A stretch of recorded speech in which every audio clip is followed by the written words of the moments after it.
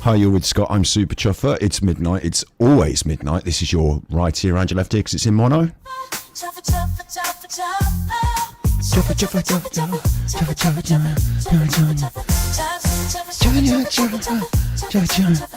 chuffer, chuffer.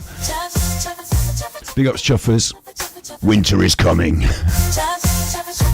The Chuffer is coming. Well, no, it's just the way I'm sitting, but I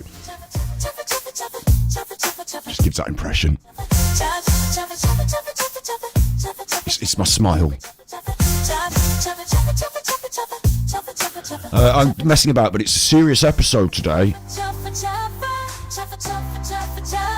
They're all serious episodes with a lot of me messing about. Oh, that just stops. So yeah, what we're going to be doing. Hey, what's this? Snips, bloody hell. Thank you very much. Kia ora. I'm not really moving to New Zealand, even if people give me 50 super chats of 1,000, of 100. It's a joke goal, but thank you very much for the massive super chat. Wait, that deserves this, even though it's not. We don't talk about that man on this channel, but that deserves one of these. That deserves one of these. Hang on, one of these buttons. Where's my button for that? Haven't I got a button for that? It goes, where's Nancy? Oh, well. Is it? Where is it? Where's that button? My tippies. Dough, say ain't Gabbana, that's one of my tippies. Top. That button will do. Where's Nancy? That's it. Where is Nancy anyway? Where's Nancy? Where is Nancy anyway? Unlock the buttons. Unleash the buttons. What I've done is, I've got an intro, and I haven't even said it. I've got a nice serious intro before everyone, oh, he just messes around, does waffling. I've got a written intro that will do, read out a little bit of a background, and what I've got is Ghislaine Maxwell's prison interview, yeah? She did this interview, and just off the top of my head, it got her moved from serious prison into, really relaxed prison where she can go and do yoga. So she's chilling. What happened in the interview? Oh, I don't know. They put it on the internet and you can listen to it. However, when they put it on the internet and you can listen to it, unfortunately, they made the sound bad. So what I've had to do is I've had to take the 6 hours of her talking, put it through some audio filters, first time in widescreen. But I just put it through some simple audio filtering to remove the noise, to make it more palatable when you listen to it. Is palatable the word for listening? I don't know, but it's going to be more palatable when you listen to it. Today's a funny day because there's a lot of stuff in the news, and I'm going to get back to streaming on Super Chuffer. Here I am. This is a good one. There's a lot of content there. It involves her talking a lot, and I'll pause it occasionally. I'm not going to do, listen, after we've done the intro and I've told you and we get into it, I'm going to let her run and talk. Be a bit more like a study group. I'm going to let her run and talk, and I'm not going to try and pause every 2 seconds and, it'll take forever. There's 6 hours of this, but if I do think of something like big, obviously I'm going to pause it. But what I think we'll do is we'll let it run like a chunk, and then I'll pause it and let you have your say and interaction. What do you think? Is she lying? Is this like, do you know what I mean? It's a bit of, there's no body language, there's no video. So it's a bit of, is she lying just through the sound of what she's saying or the content of what she says? And it's interesting, isn't it? Because this is what got her from the main category thing to the thing. On a day when Donald Trump and his cronies are saying that paracetamol effectively is causing autism, like some mad stuff going on in American politics. Let's not forget the Epstein files. So I thought, there's no good day, there's always a good day. It's any day today's the day. Today's the day. You're going to take my place in the UK when I move to New Zealand. You can come with. I found out that this is me chit chatting now at the start of the stream. Everyone's going to hate it. Oh, it's just chit chatting. Get on with the show. If there was a nuclear war, there's only one place in the world that may not be affected by all the fallout. America and Russia and China, blah blah blah blah blah blah.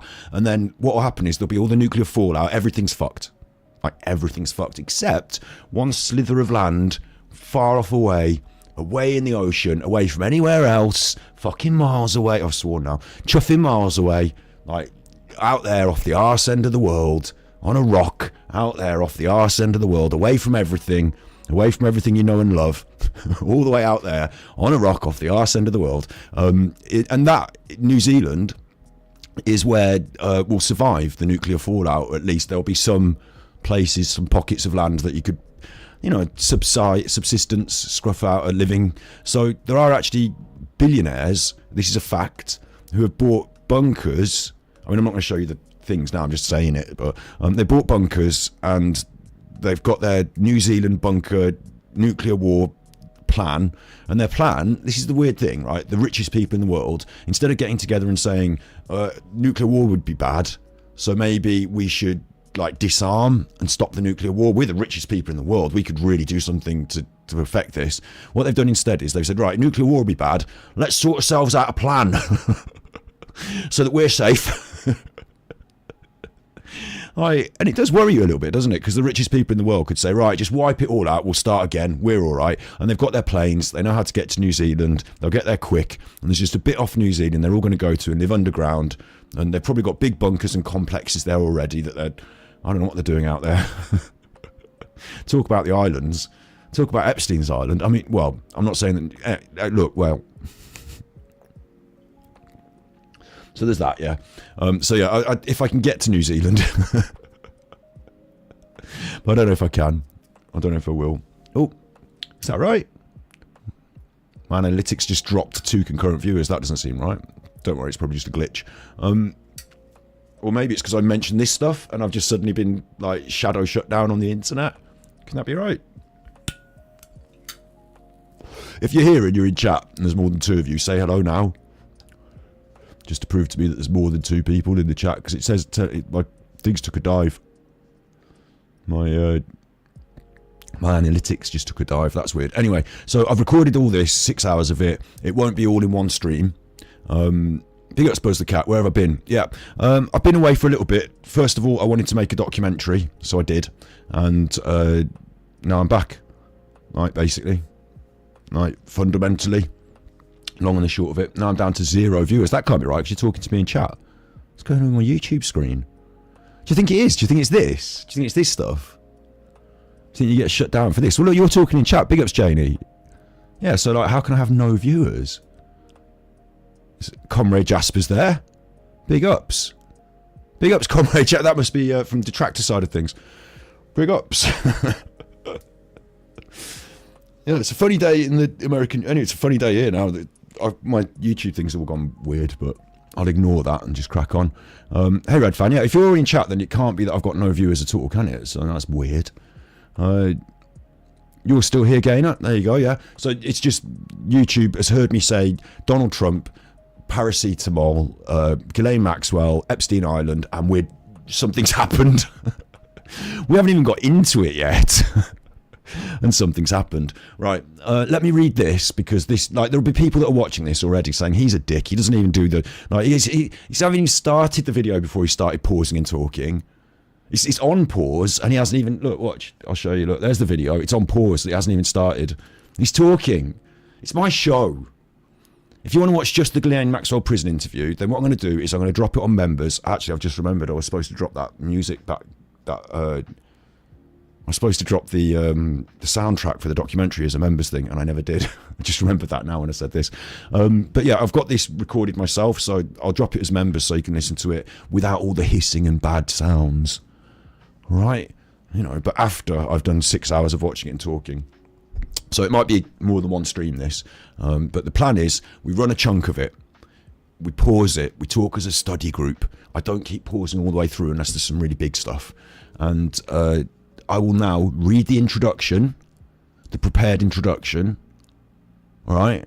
And then I'll go into it. You are free to chat as all you want. If you've got big points in chat and things kick off, I will pause the video if you need me to, and we'll address it. So your points are just as valuable. But this might be one of those, get a drink and a snack and a settle in, and we'll let Ghislaine? Do you like the name Ghislaine? I actually quite like it. There's something about it. I maybe I shouldn't say that. I quite like the name Ghislaine. Obviously, I wouldn't call my kids, not after all this, I wouldn't call my kids, but I don't know, Ghislaine. I suppose they might have called her Jizzy, like I do with that one that does the reading the news. Anyway, look, Ghislaine Maxwell. Ghislaine.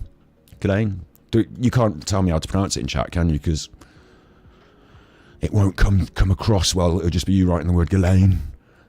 Big ups Treacherous. Big ups Diane. Big ups Dry Spell. Right. Here comes the introduction, and if you've been watching and you hate me talking, it's too late. I've done some talking now. Ghislaine Maxwell was born on December 25th, 1961 in Maison Lafayette, already words, Maison Lafitte, France, into a life of privilege as the youngest of 9 children of Robert Maxwell, a Czech-born media mogul and notorious figure. Her father, a larger-than-life character, built a publishing empire, but was later exposed as a manipulative power broker with a penchant for blackmail and financial misconduct. Robert Maxwell's dubious dealings, including siphoning millions from pension funds to prop up his failing businesses, cast a long shadow over his family. His mysterious death in 1991, falling off his yacht near the Canary Islands, left Ghislaine, his favourite child, grappling with a tarnished legacy and dwindling family fortunes. This pivotal moment pushed her towards a new chapter in New York, where she sought to reinvent herself amidst the elite circles her father's wealth had once afforded her. At Oxford University in the 1980s, Ghislaine Maxwell was known for her charm and social prowess, throwing lavish parties that drew the attention of Britain's young elite. As a student at, it says the name, but I can't read it, Balliol Obviously, I didn't go to Oxford, did I? As a student at Balliol College, she cultivated an image as a glamorous socialite, leveraging her father's connections to mingle with aristocrats and influential figures. Her flair for networking and hosting extravagant events earned her a reputation as a connector, a skill she would later hone to a darker purpose. After graduating, she worked briefly in her father's media empire, but his death and the subsequent collapse of his business empire left her financially and socially adrift.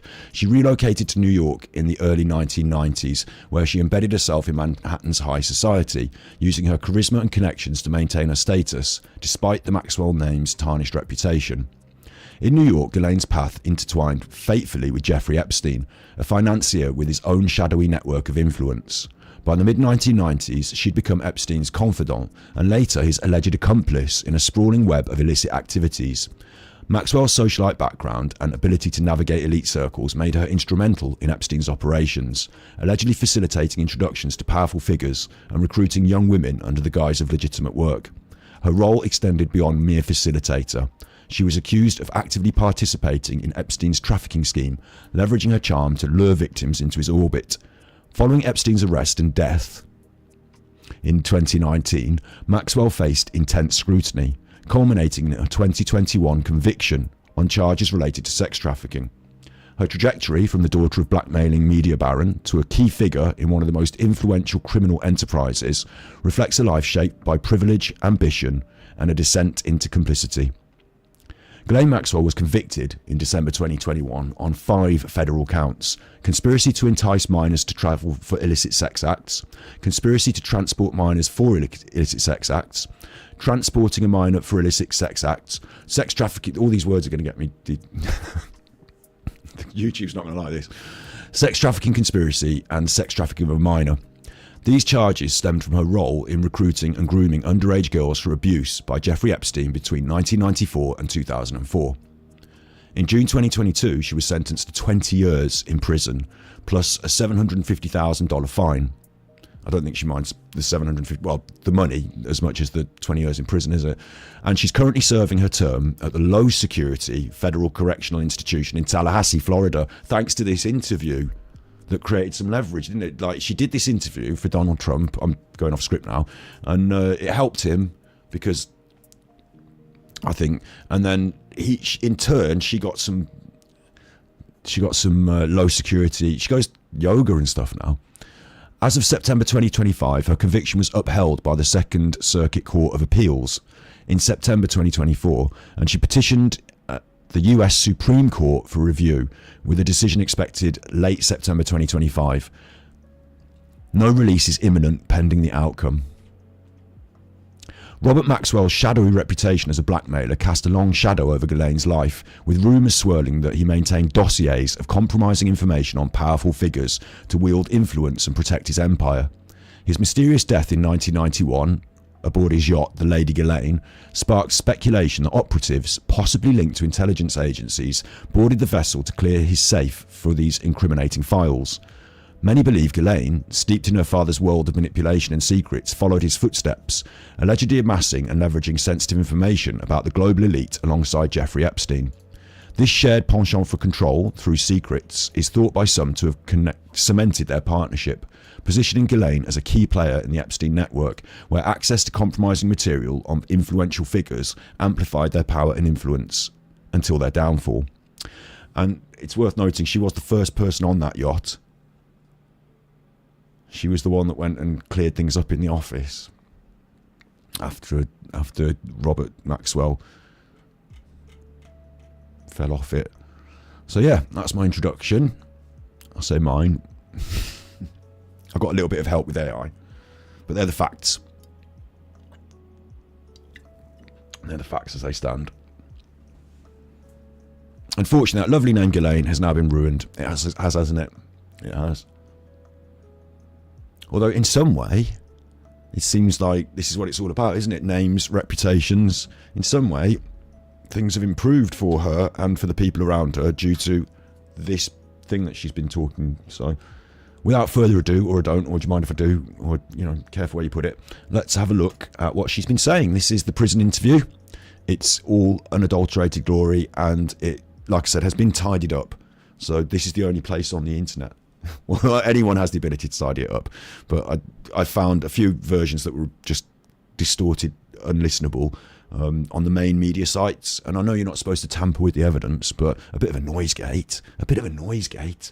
So that's what we've got. So let's go. And like I said, I'll pause it intermittently for a bit of study group. There is no list. There is no... Oh, I edited the most controversial bit on at the start, and I should have started the whole stream with this, actually. There is no list. There is no... I'm not aware of any blackmail. I never heard that. I never saw it, and I never imagined it. You never observed, or you never saw any sort of list or black book or a list of individuals who, linked to certain masseuses or Absolutely anything not. like that. Absolutely no. There is no list. There is no... I'm not aware of any blackmail. I never heard that. I never saw it, and I never imagined it. Super Chauffeur is the best. Today's date. So that was just me editing that bit at the start, the most controversial bit. And I will say, a quick one, is just she brought up blackmail. He said about the list, and she goes, there is no list, there's no list. I'm not aware of any blackmail. And then she stops herself. Why say things about blackmail when they're not, why bring these things up if they're not on the table? They asked, is there a list? No, there's not a list. Blackmail, start running your mouth. She shut herself down. It's very, very fishy, isn't it? I'll say that. It sounds very, very fishy. I'm not aware of any blackmail. I never heard that. I never saw it, and I never imagined it. Super Chauffeur is the best. Today's date is Thursday, July 24th. I do have relaxing background music on as well. If that annoys you, if there's any problems with the sound or anything, just tell me in chat and I'll change it. This will be the recording of a proffer agreement of Ghislaine Maxwell from the Deputy Attorney General, DOJ, and the time is currently 9:16. Maxwell and counsel are arriving to the U.S. Attorney's Office, and we will commence the proffer shortly. I'm going to ask everybody to put their name on the record. Good morning. My name is Assistant Special Agent in Charge Spencer Horn of FBI New York. Today we're doing a proffer of Ms. Maxwell. The date is July 24th, and the time is 10:12 a.m. This interview is being recorded. And my name is Todd Blanche. I'm the Deputy Attorney General. And before we start formally asking questions of Ms. Maxwell, I'm going to put on the record everybody that's in this room in addition to me. Starting with you, Diego. Diego Pastana, Associate Deputy Attorney General. And then you heard from Special Agent in Charge Horn. Mark Beard from the United States Marshal Service is here as well. And then David. Yes, this is David Oscar Marcus, and I'm counsel for Ghislaine Maxwell. My name is Leah Safian, and I'm counsel for Ghislaine Maxwell. My name is Melissa Madrigal, and I'm counsel for Ghislaine Maxwell. Go ahead. And I'm Ghislaine Maxwell.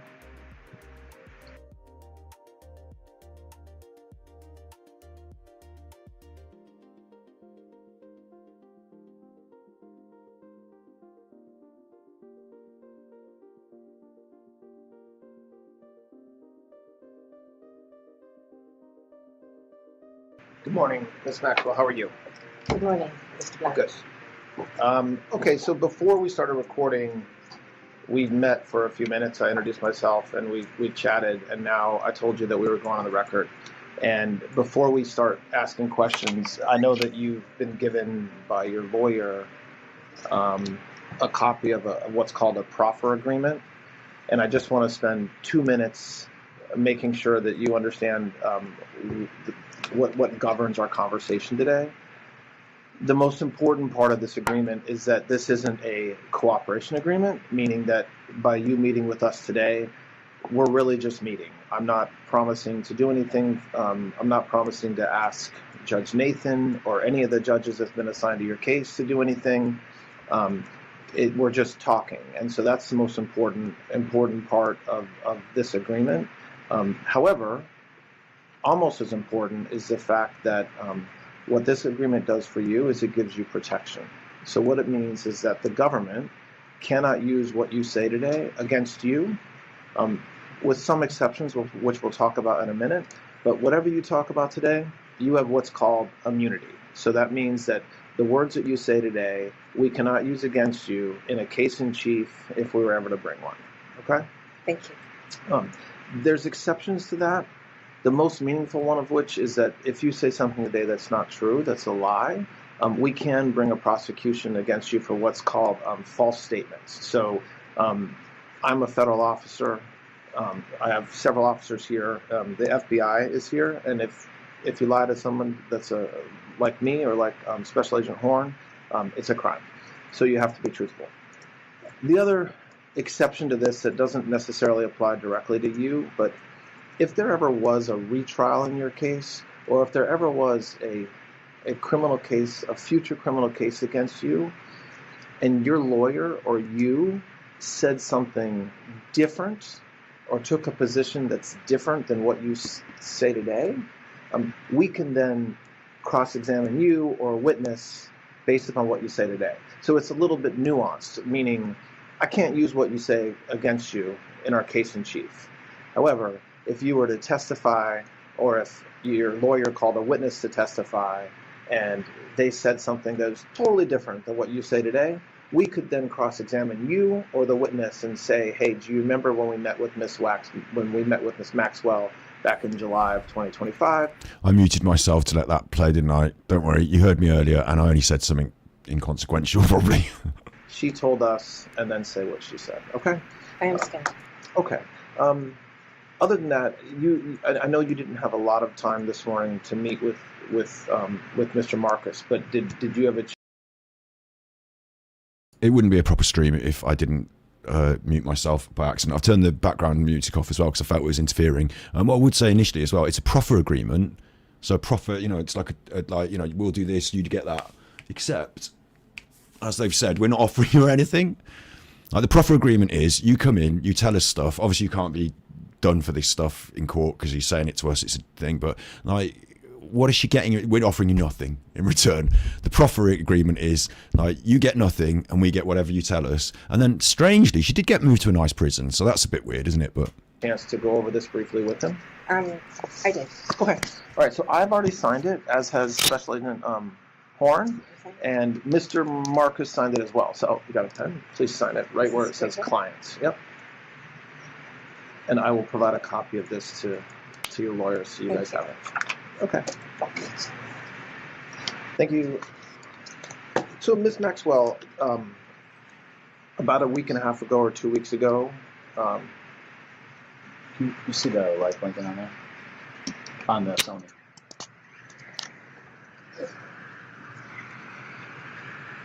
Yep, there it is. okay, we're just confirming that it works, and it does.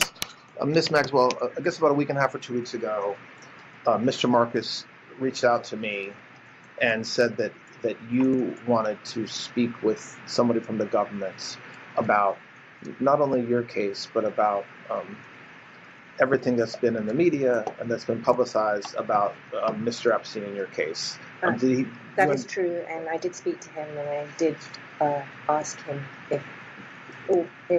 did tell him that I was very keen to talk to anyone, because no one from the government at any time ever since the inception of the case, so dating back to the early 2000s, has ever spoken to me, and indeed I believe ever reached out to me at any time to even speak to me, and that includes up to when I was indicted and prosecuted. I believe that, or I understand, I should say, rather, that my attorneys at the time did tell the government that I wanted to speak to them because I was very keen to meet with anyone so that I could tell or have them ask me any question. I've never had any problem to speak to anybody, and I offered myself, and I kept asking if they would meet with me so that I could talk to them, and for whatever reason, Okay. that was not happening. Okay. I have questions that I want to ask you, but I'm not. If there's a question that I'm not asking that you think should be asked, I invite you to volunteer. Same thing goes to your lawyers. Just to start a little bit, very briefly. So the concept is that she's come to the government and said, I want to talk about Jeffrey Epstein, and no one has ever from the government come to her and asked her about it. But then the government's a bit vague, isn't it? Because shouldn't it be the police that are talking to her about it? And I think they probably did already. But yeah, she needs to get in contact with someone from the government, and she's got things to say. So they're going to ask her questions, but they're aware that they don't know what it is that she wants to say. So if she wants to say anything, the door's open. Can you talk about when you first met Mr. Epstein? I know that goes back a while. And just very generally talk about your relationship with Mr. Epstein from the time you met him all the way up until his death. I met Mr. Epstein in 1991.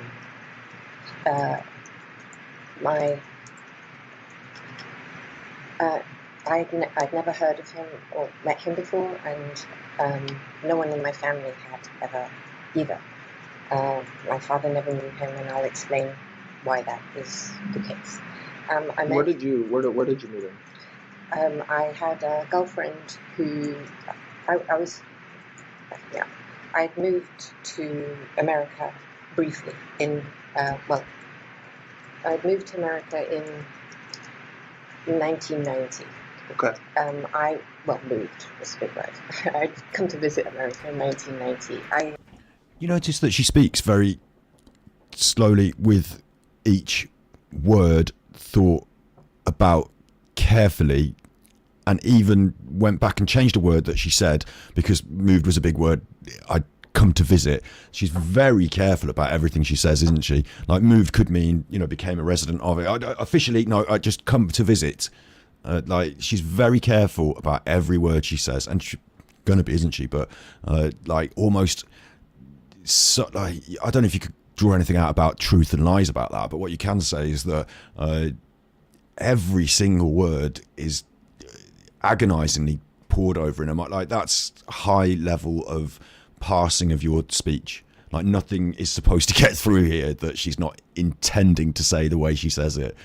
I'd been running my own company up until that time, which was a company called Maxwell's Corporate Gifts. And I had also been working for my father at the time. I had multiple jobs with him. I was, in 1990, I was working with a new company of his, a new newspaper that he was launching called The European. And I was in charge of launching a magazine to go with the European.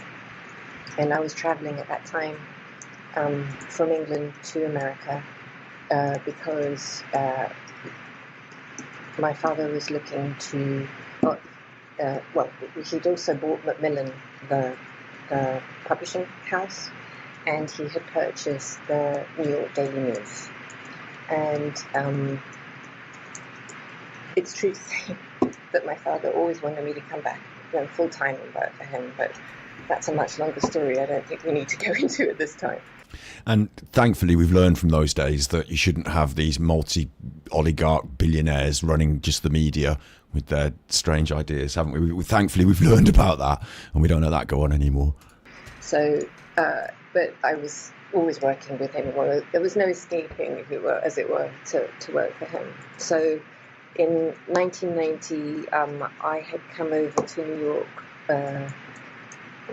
to help look at some of that. He was having some advertising issues with the New York Daily News, and in fact, I may have met Donald Trump at that time because my father was friendly with him and liked him very much. And I think it should be said that he also very much liked Ivana, because she was also from Czechoslovakia, where my dad was from.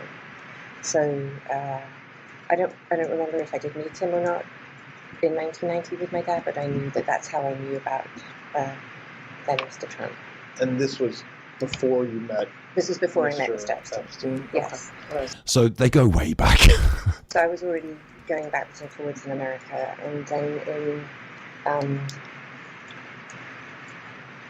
April of 1991, I came to New York. But, I can't remember for what reason, what business reason, but there was a business reason, something to do with my dad at that time. And a girlfriend of mine, who an American, told me I broken up with I'd been engaged, getting with a very long-term boyfriend, and we'd broken up. And she said, well, I've got, as your girlfriends do, I've got a guy for you to meet.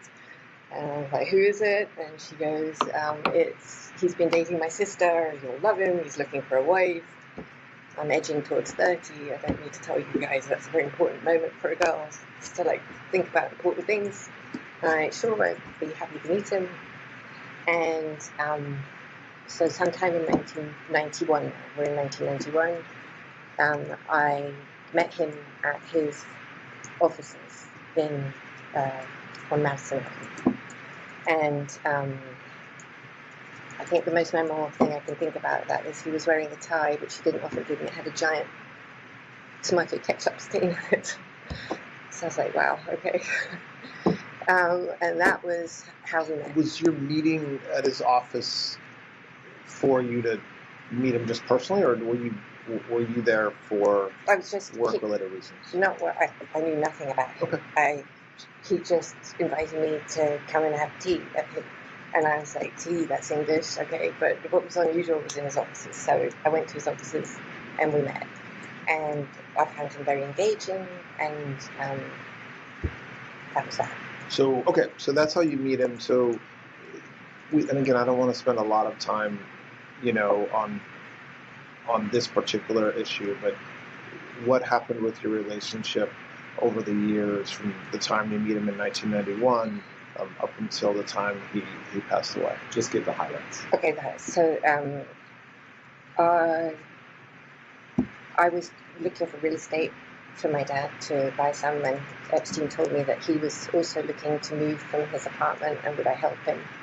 And I said, sure, I'm looking already, so I could look for him. So that's how it started. And then in 1991, my father passed away, and I returned to New York after that, originally to come back and help with family businesses, which was a Macmillan unit. And then the debacle of my father's passing hit the family, and we lost all our businesses, and my family thought that it would be best if I stayed in America because of the intensity of the press and the drama surrounding my father's death in England. So I stayed, and Epstein said, well, you can keep helping me, you can help me find that house, and you can decorate the house, and it gave me something to do. Were you in a romantic relationship with him at this point, or just friends? Just friends. And while we're just...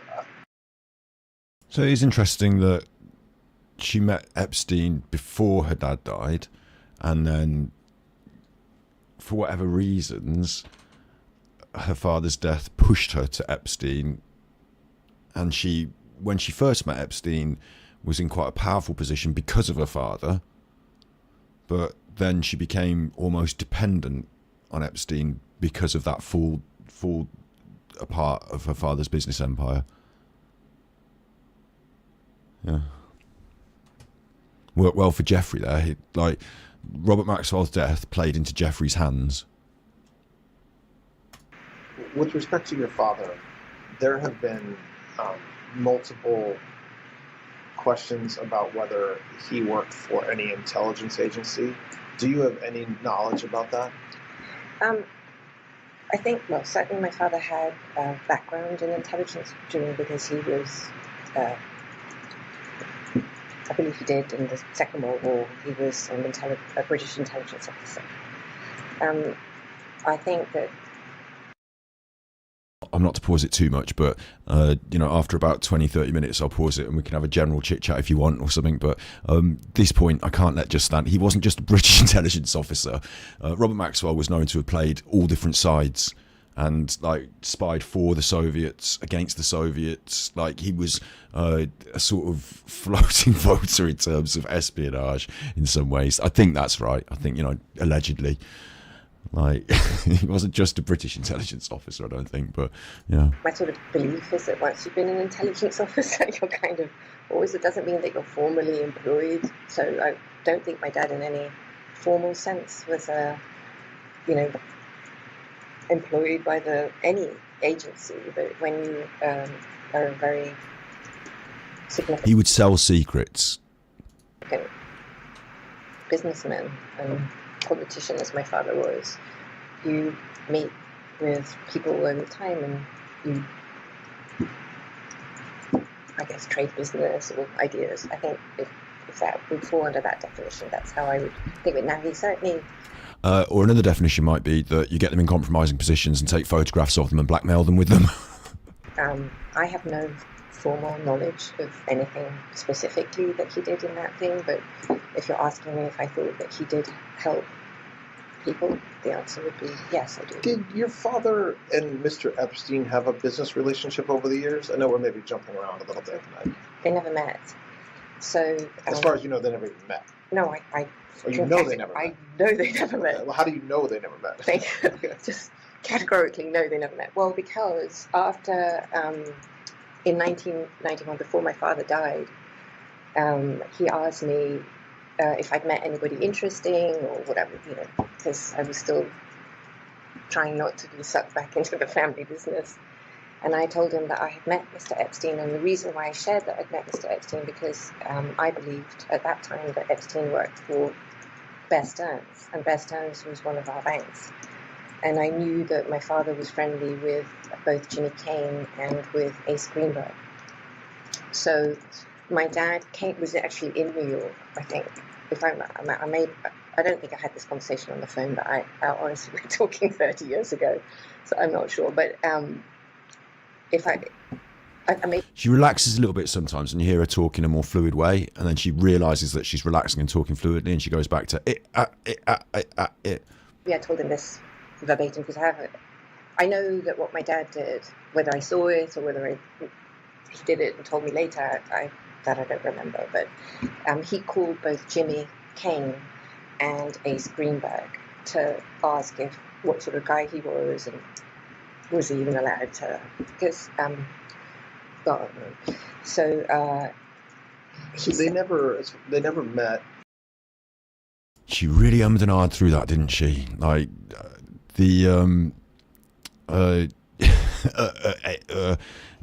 To ask whether he was even allowed to. It sounds like Jeffrey Epstein wasn't high enough up in the rankings to have been noticed by Robert Maxwell, but he wanted to get people who were to tell him about his reputation to decide whether he could date his daughter, I think, but she didn't want to say it. So, and that is a sort of she said she was trying to get away from the father's business, so she went to New York to try and do something different, obviously sent by her father on his business, and then met with this guy through social circumstance that happened to work for one of his banks. And it just some things don't seem to add up already, do they? Getting away from my father's business by going to America on his business to meet up with people that work in his business, and that her father might wield this amount of power as well to say, I decided that this man that you're seeing in New York is no good, so I've spoken to the higher ups and you won't be dating him. That seems a bit heavy, doesn't it? He didn't even know. But they knew some of the same people. It sounds like, or certainly the Bear Stearns connection was something that you knew that they had. No, well, he never had a connection with Epstein. He had a connection with the bank. I mean, Epstein, I'd never heard of him or knew of him before, and I certainly, if my dad had known him, right, when I said this is who he was, he didn't know who he was. So he rang Ace and he rang Jimmy to ask if it was okay that I even knew him. And I just want to explain briefly why my father would even do such a thing. Super chauffeur is the best. Sorry.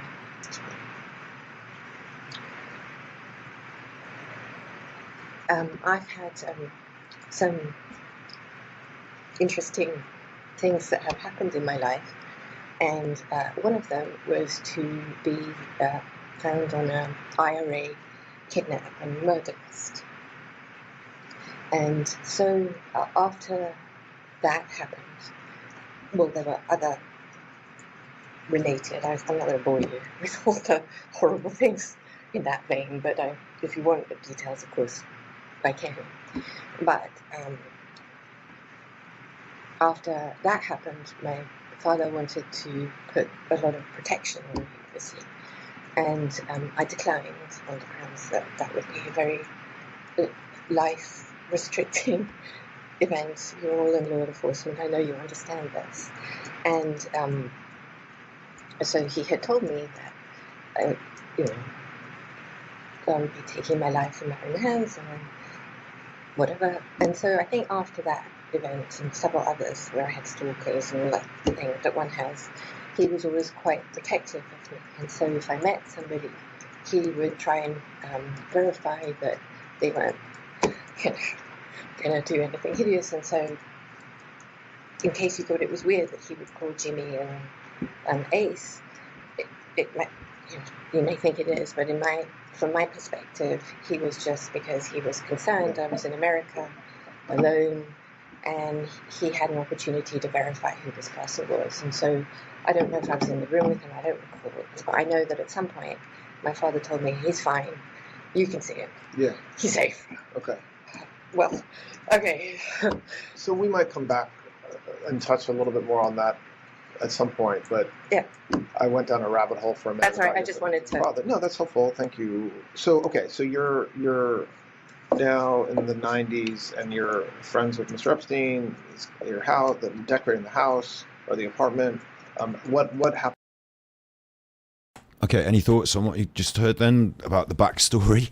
She was very keen to make sure that we realised that her father's controlling presence over her life, even when she attempted to escape it in America, was absolutely for her own benefit, and that he wasn't a bad person in any way, and that it was for her own safety. And I suppose that's what he impressed upon her. So that was interesting. It's like she gave us a bit of backstory there, and then realised that it was making it sound like, in my opinion, it was making it sound like controlling and weird. So she decided to just like counter that. Have you got any sort of thoughts, study group, before I carry on playing the next like, now we're going to move on from how she met him. My gut feeling there is that how she met him and her story there is a little bit, like she said the highlights, but when she first met him, she was just looking for a house for him, and they didn't have a romantic relationship, and then her dad vetted him, and then it was okay. Like, I feel like we haven't been given all the key moments, and that argument about whether she was going to go and see him and her dad vetting, I feel like that's caused some sort of greater arguments than she said. And it shows this, like, I guess, culture of controlling and coercive behaviour, doesn't it, that she grew up in, and do you want to say partook in a way, don't you? Like, I don't know if you know the stories from when she was at university. Like, now's not the time really, is it? But apparently she threw quite a few parties when she was at university with all the socialite people. Yeah, she was on a work meeting. I should have that on a button, shouldn't I? She was on a work meeting. Now hold on, Lorraine. Right. With your relationship again, I know we're talking about a 35-year time period or whatever, but to the extent you can kind of at a very high level talk about it. Listen, I think just full disclosure is the best way to go at this point. Yeah. So in 1992, I slept with him one time, and I was like, "Whoa, that's it. We're going to be dating," because that's how I thought. And I kind of thought of myself in that moment, like, because I felt if you slept with someone that you were then dating them. Yeah. That's the world I came from.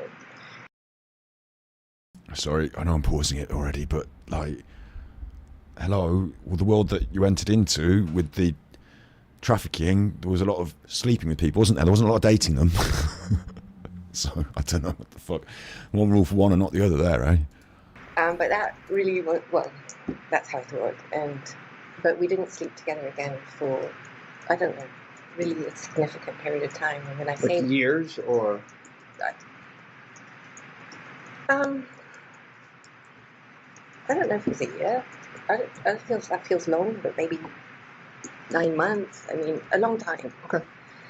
I just want to go back. So I had found a house for him to rent in New York because he had asked me. I'd been looking for my father, and I found one, which was a former Iranian embassy. I think it was. I think it belonged to the Iranians or the Iraqis. Someone. Okay. And I didn't know that he had any money really, and it was like, I want to say it was $12,000 a month, which to me seemed like a fortune.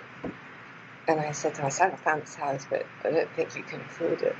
And he was like, it's ridiculous. Of course I can afford it. And he rented it. And that house came with, it was a State Department house because it was, I think that was under sequestration or whatever it was. And I put it back together, but there were certain rules you couldn't paint because it had to go back, and he gave it back to the country that. So he had this house, and I had moved in. Sorry, we're saying that you managed to find him a house to rent, which happened to also be an embassy for, like, I don't know, Iran or one of those countries, and like obviously he lived there for a bit. Very expensive. Don't know how we managed to afford it, but he obviously could. And then after you'd lived there for a bit, couldn't paint it because it had to go back to the embassy. And like, this is under a sort of shadow of her dad being this, playing different sides, selling secrets. We're talking about the Iranian embassy. You moved into the Iranian or Iraqi, or one of those countries, the Iranian or Iraqi embassy. And then later on, people suggested that Jeffrey Epstein might have been working for the Jewish intelligence service, Mossad, or her dad might have been. And isn't there a... You moved in to the Iraq... I didn't know this. Well, like the Israeli embassy. Well, the Israeli embassy's just down the road, but the Iraqi embassy, they've moved out, and we're having it, and then we're going to give it them back later as well. After we've dug around in the attic a bit, seeing if we can find anything good. What are these filing cabinets in the basement? I don't know. Best leave them. Where's this tunnel go? To a 10-foot by 10-foot apartment because all of our stuff had been either lost or frozen or whatever. So he became, in this moment of my life, really, because I was like, everything was, it felt very similar to this moment, if that makes any sense. Anyway, so, but I had no... What first attracted you to the millionaire Paul Daniels? Remember that?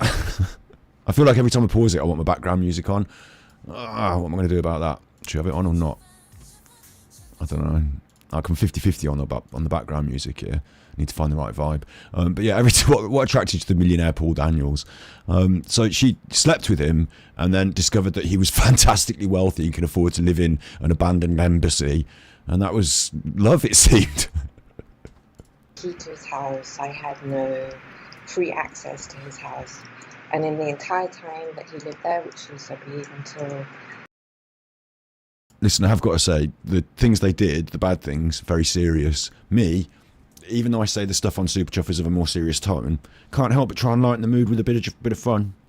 Can't help but try and have fun, so deal with it. The beginning of 1996, I never slept a single night in that house with him, ever, not one. But you said a minute ago that you had slept with him on one occasion. Sorry, Mr. Policeman, don't worry about what you're about to think. What she just said there was, despite finding him a house and having just slept with him, that since that she never went to the embassy. She don't know fuck all about it, mate. She never went there. She never ever slept there. Never went there. I wonder what happened at that embassy. She don't know. She's not telling. No, can't. Wasn't even there. You think that after you secured the deal on the embassy that you found yourself for your now would-be boyfriend, that you might go there with him, but no, that never happened. And at the time, you remember thinking, that this meant you were in a relationship, but then it didn't. I had no idea this was this bad. I should have a little button that says, I'm not sure about that one. That sounded like it might be a lie. Did that sound like that one might be a lie? Oh, she never went to that embassy. Is there going to be any way of finding that out? No, not now. But could you imagine? All we need is a photo of her at that embassy. They said she's not allowed to lie to them. Really, we're not in that type of relationship. Well, Did that change over between 91 and 92 or whatever and years forward?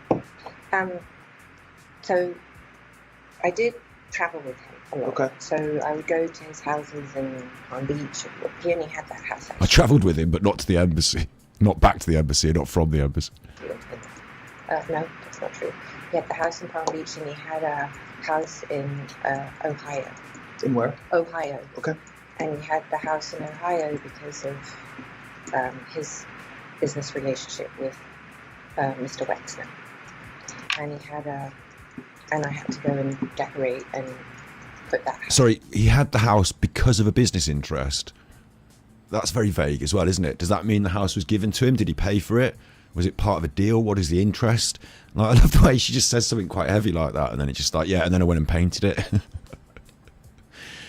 She can make herself sound really sort of, I don't want to be sexist about this, yeah, but she's alighting on I was just I slept with him and then I painted the house and essentially I was just this sort of bimbo girlfriend, that just was interested in his money and buying a sofa and painting the house, and he was getting on with some stuff and I didn't really, it was a business interest with this other man, but yeah, I was, she makes herself sound really vapid and kind of shallow about it, but we know from her history and who she was and her, even the way she was going and involving herself with Epstein, she's not really just that, is she?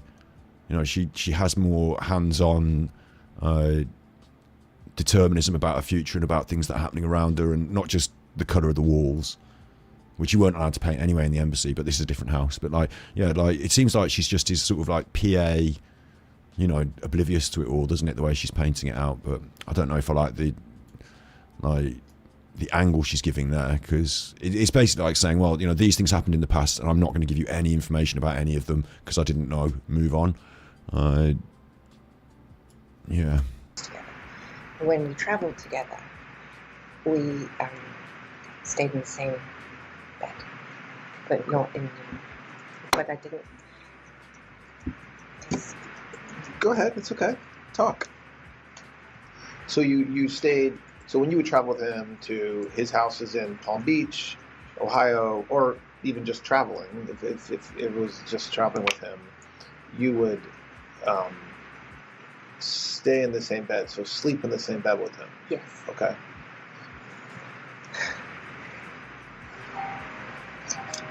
Epstein told me that he had a heart condition.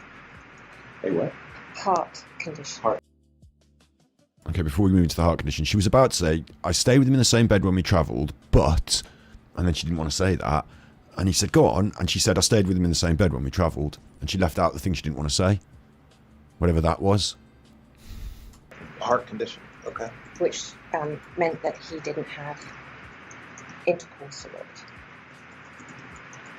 which suited me fine, because I actually do have a medical condition, which precludes me having a lot of intercourse. Smell-us fannies. I don't... What now? Prolific sex trafficker, and he got all the with the massaging and her with the, and she went there, and he doesn't like having sex because of a heart condition, and nor does she because of a medical condition. Well, that's convenient, but it's not. It doesn't. It's weird as fuck, and I don't know. What? So what was your understanding of his heart condition and why that prevented him from having intercourse regularly? I don't know. I mean, he liked other forms of sexual activity. Well, let's come back. We're going to obviously spend a lot of time on the actual conduct he was accused of. So we'll come back to that. So pick up where you were talking about you traveling. Let's shelve how we like to get off and let's go back into what you were saying. Around with him. He rented the New York former Iranian house. Iranian, there you go, yeah. Until around 96. That time, I believe you said that he was basically your life, like you were with him pretty regularly. Well, no. Okay. So I never was with him regularly. That is one of those misnomers. I mean, at the beginning, I did see more of him, but I worked in his office. So I would go to the office and I would see him. And I would count in my head when I would see him, I would count that that'd be a day that I would see him. But I never ever stayed with him. I believe, certainly until 93 or 94, what I didn't know was that I think he was still with his actual girlfriend, who was Eva Anderson, then, who became Eva Dubin. They had been together, my understanding, I think about 10 years. I'm not sure. Has she ever been questioned or come forward? But that's what I think, 10 years. And I had understood from my girlfriend initially that they weren't together, and Epstein himself had told me that they were not together, but I don't think that was true. In fact, I know it's not true. So they were still together up until, I think, 94, when at some point in that period of time, Eva met Glenn Dubin, and they got married. I think in 94, I don't remember when they got married. But her, she was his best friend and his everything. He told me that he always wished that he had married her and had a child with her. And I know that she was family for him for his whole life. And I think... Is this right? She's supposed to be his girlfriend and his big friend, at some point, no? And he's telling her, I wanted to marry that other one, and, it's a bit weird, isn't it? This whole thing. Has she ever been interviewed? And, Big Ups Dale, she said, that's fine because I actually do have a condition, implying he was lying. She actually does, and he doesn't, because she actually does. Yeah, good catch. Even, I'm not sure this is true, but you guys will know if this is true or not. When he came back from Paris and you arrested him, I don't know if Eva was on the plane. Now, I think that either I read it in the discovery that I received, or I saw it somewhere, but even if she wasn't on the plane, there must have been some email communication where she was in Paris at the same time and going to fly back. One or the other. I don't know which one is Eva just got thrown under the bus. the correct version of that.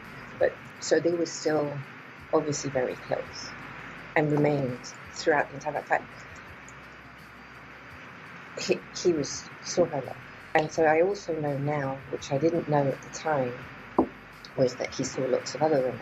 And I know that now because I can see it from the flight logs, and I know it now because I can see from the emails.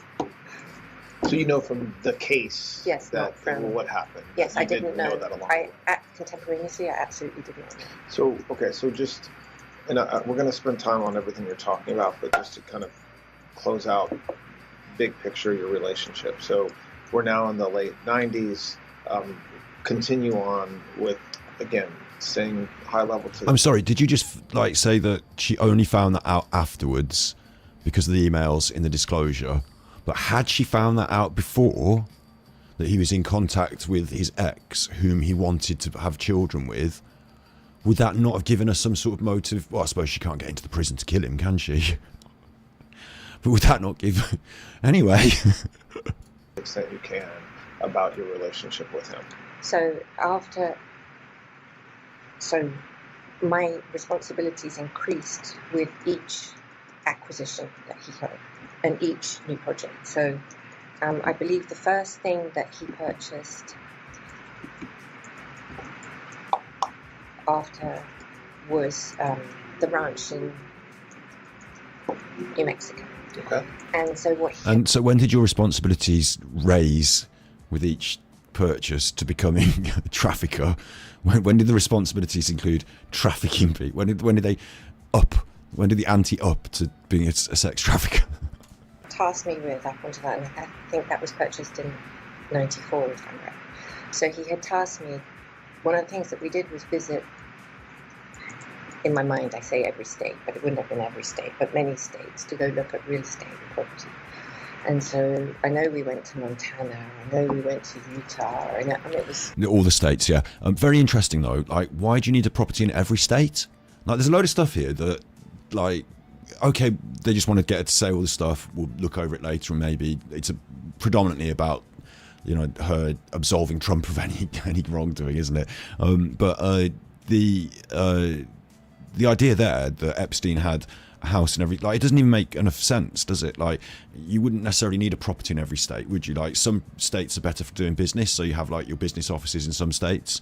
Some states you probably, you know, you have an LA pad and a New York pad. It makes sense, doesn't it? But like Utah and Montana and like Idaho and Illinois, Chicago is Illinois, isn't it? But like, you know, one in every state is a bit different, because like even just politically tax different reasons for, like, there'd be some states that were better for having properties in and some states that were worse, so you wouldn't want one in every state, like, unless there's some other reason for that. And it doesn't, like, travel across America where business happens, this and that, like there are some states that just don't make sense, do they?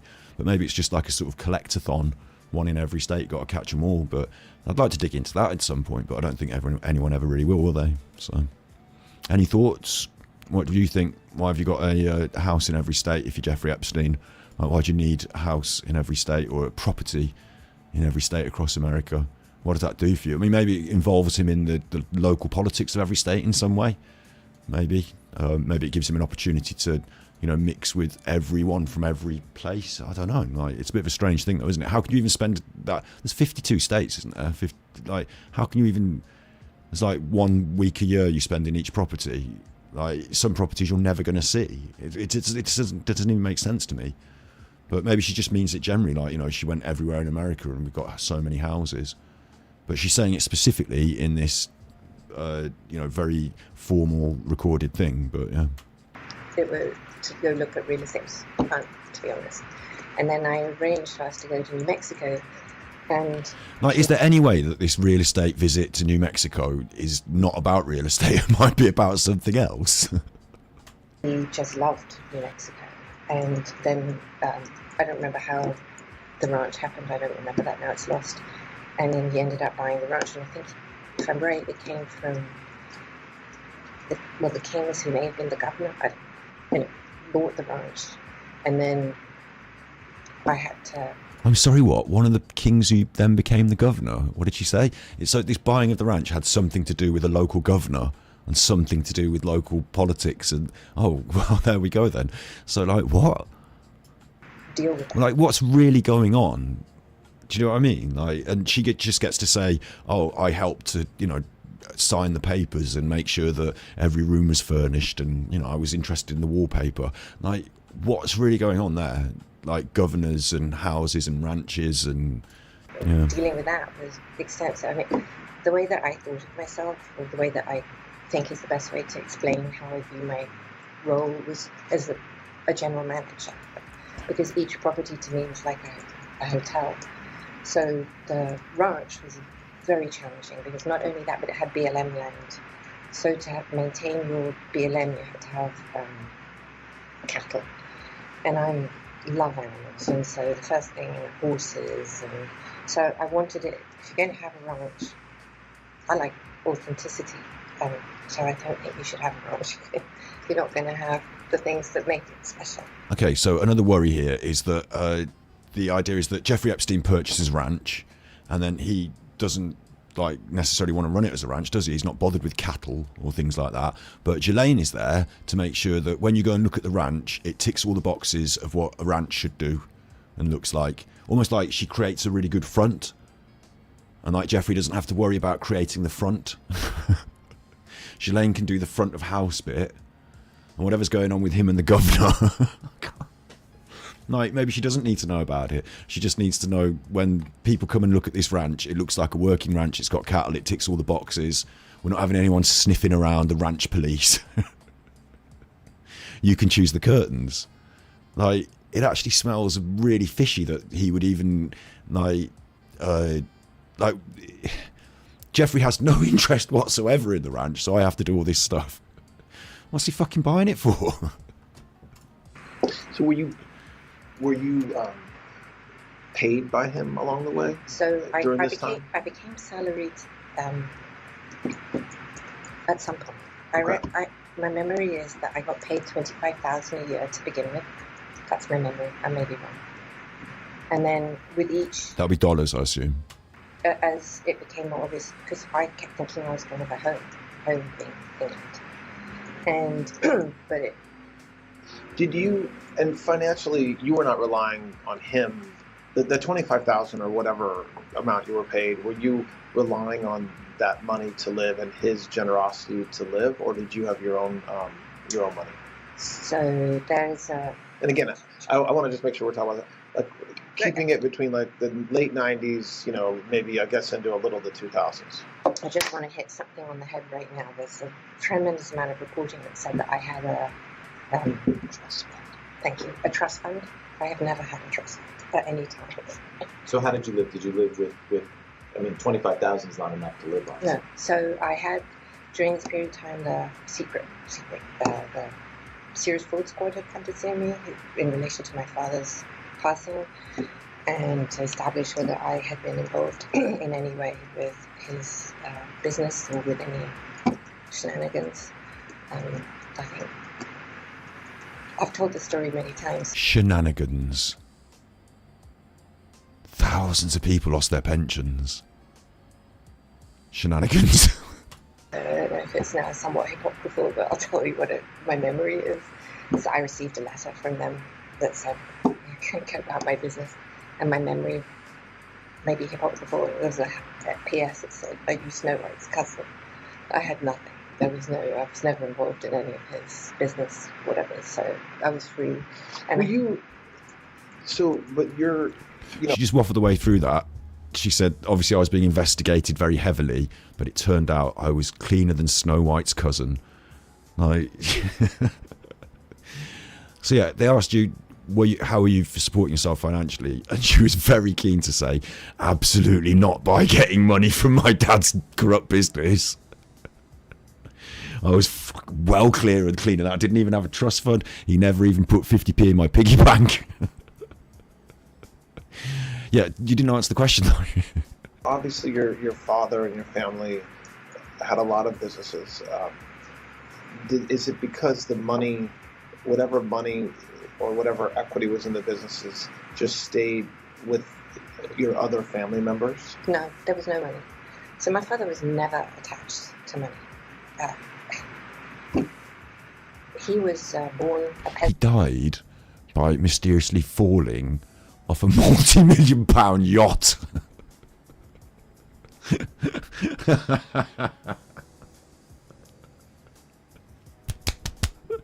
She went to one of the most prestigious private schools and then universities in England. You don't, like, money doesn't get you into the private, into the university. It's not private. You know what I mean? Like, she partied with the socialites and the elites.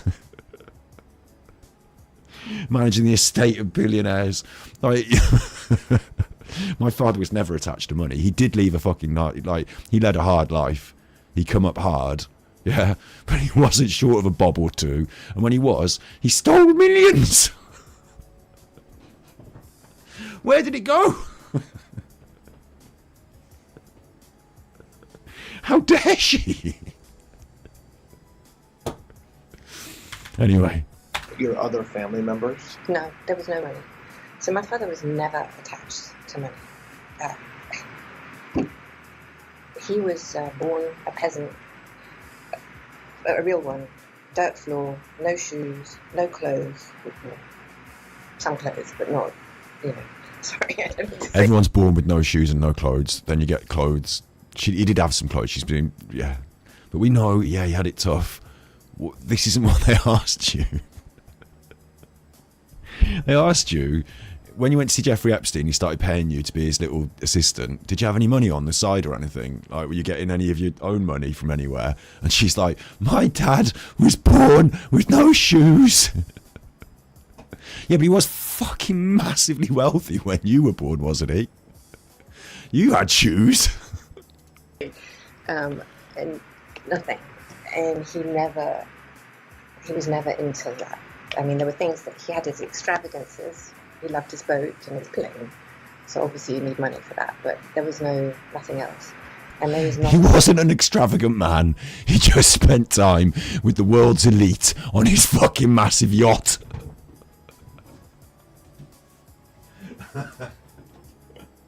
I'm not an extravagant man. I'm just going to have a nice bottle of Tattinger while I watch the stream. Well, what do you want about? He wasn't a fucking extravagant man. He wasn't into monies. He's more interested in power and control. He wasn't really into money. I've never heard so much bollocks in all my life, but yeah, go on. And nothing. And he was never into that. I mean, there were things that he had his extravagances. He loved his boat and his plane. So obviously you need money for that, but there was nothing else. And there was not a single penny that came to any of us at any time, ever. Okay, so when you're talking about your life with Mr. Epstein in the 90s, you're very different financially. You're very different financially positioned than he is. Meaning, Absolutely. He's giving you money. He's paying for when you fly. He, I assume, pays for your flights. Yes. Okay. Okay. So I interrupted you when you were saying how you were functioning as general manager. You helped with the New Mexico ranch. So did your role with him continue like that for many years, or for how long? So I continued in 2000. Well, by 1999, our relationship had foundered. Why? Well, two reasons. We were never sleeping together again, so we stopped having sexual relations in 1999. No. I found out he was having sex with that girl that I had to make him bring in and massage him. Full sex. Sorry, just to be clear. Didn't mean that we didn't still share. We're going to have to get into this. We're going to have to get into this. When are we getting into this? We're only 30 minutes in. I keep pausing it. Shit. It's going to take forever. I want to know what Jeffrey Epstein is doing to her that's not sex, that he's doing. Sorry. A bedroom sometimes or whatever. He had another girlfriend. He had what? Other girlfriends. I definitively knew that it was over after 9/11, actually, because we were both in New York. Sorry, 9/11. I remember because as the Twin Towers came down, I went into the bedroom to tell Jeffrey that obviously, it's serious 9/11. Jeffrey turned on the telly and he was in there with the masseuse. Like, what the fuck? 9/11 now? Sorry. I definitively knew that it was over after 9/11, actually, because we were both in New York. And I don't know, were you in New York? 9/11, I mean, 9/11's... In chat, yeah, good point. Like, she did seek out someone rich because she needed to stay in the lifestyle she was accustomed to. I do believe that, just to be serious for a moment, whilst there was no trust fund, because obviously he got done for all the financial, she couldn't walk away with money, like in a nest egg or whatever. Throughout her life, she obviously did have finances. Like, she said he never gave her anything. He probably made it you've got to earn your own money here. But she did work for his businesses, and he probably instilled some sort of work ethic, inverted commas, into her. But she was fabulously wealthy until it all fell apart. And then she wasn't wealthy, and you're right, she needed to sort of continue living that lifestyle. But I don't think that the official channels should have been, she can't say, I had lots of money in a bank account, but there would have been ways of her accessing finance. like whether it was through friends of friends or stashes or like items or even blackmail from files that her dad held that she could then get hold of herself. You know, there would have been ways, and the Epstein saga, you know, her getting a clause into or getting attached to someone who could equally, like, he was like her father, wasn't he? He was, you know, wealthy and power driven and potentially doing all this bad stuff. So, like, you know, like, yeah, she probably got on that train, but I do think that she had access to her own money as well. Like, whether it was the extreme wealth that she was hoping to live, like, you know, for the rest of her life, no, but there would have been some, you know, provision, some stashing away, some valuable items, whether it's just like a bag of diamonds or something that, you know, if she needs to, she can run away to Colombia and live a relatively comfortable life. Do you know what I mean? Like, I'm sure that would have been thought out by her errant father. And it was a scary time. Big ups Kelly, Blank Faces. Shouts out you. Check out Blank Faces. If you don't know, in chat there, Blank Faces runs a good channel. What if Epstein was a man who just looked after his money like an offshore bank, like an offshore person? Yeah, like the fact that he was in the banking industry that Maxwell ran, and he got the bosses to vet him and accepted and put them, you know, yeah, okay, go and, you know, who knows what other pies he offered and allowed him to put his fingers into. Yeah, like there's all sorts of links and ties there, aren't there? If you were in New York, you didn't know. I didn't know. Nobody knew what was going on. And he was in 71st Street and I was in 65th Street, my house. And he wouldn't see me. Sorry, back to 9/11 where she realised she's having a breakup. At all. Asked me, his mum, who I was very close to, was in hospital at Lenox Hill, just asked me to look after her. And then I knew, as anyone did at that time, if you're not going to be there for someone in 9/11, you're never going to be there. So for me, that was the line in the sand. And he had another English girlfriend, actually, from 2000. Are you, though, still on his... So it wasn't the not having sex. It wasn't the fact that you thought he had other partners. It was the fact that on 9/11, he wasn't there for you emotionally. And you realised it was never going to work out. Like, the things she doesn't say, I wish we were able to find out. But, like, whatever happened between them, I don't think... I was upset when the 9/11 happened and you wouldn't hang out with me, and like that really made it clear that you weren't there for me emotionally. That doesn't rank in any normal person's mind higher than I caught you sleeping with someone else. It doesn't. Like, some weird shit goes on between them that she doesn't tell us, and now he's dead. She's prepared to say certain things and embarrass him in certain ways, but what is it she's not telling us? Why did they break up? They broke up because of 9/11 and he wasn't emotionally available. And that was the straw that broke the camel's back. Are you still being paid by him at this point? Yes. Okay, so go ahead. So what at that point when you say you realize kind of... Well, I mean, I'm talking about I wanted to get married and have children. And Epstein had encouraged me. Epstein didn't want to get married, but he was having children.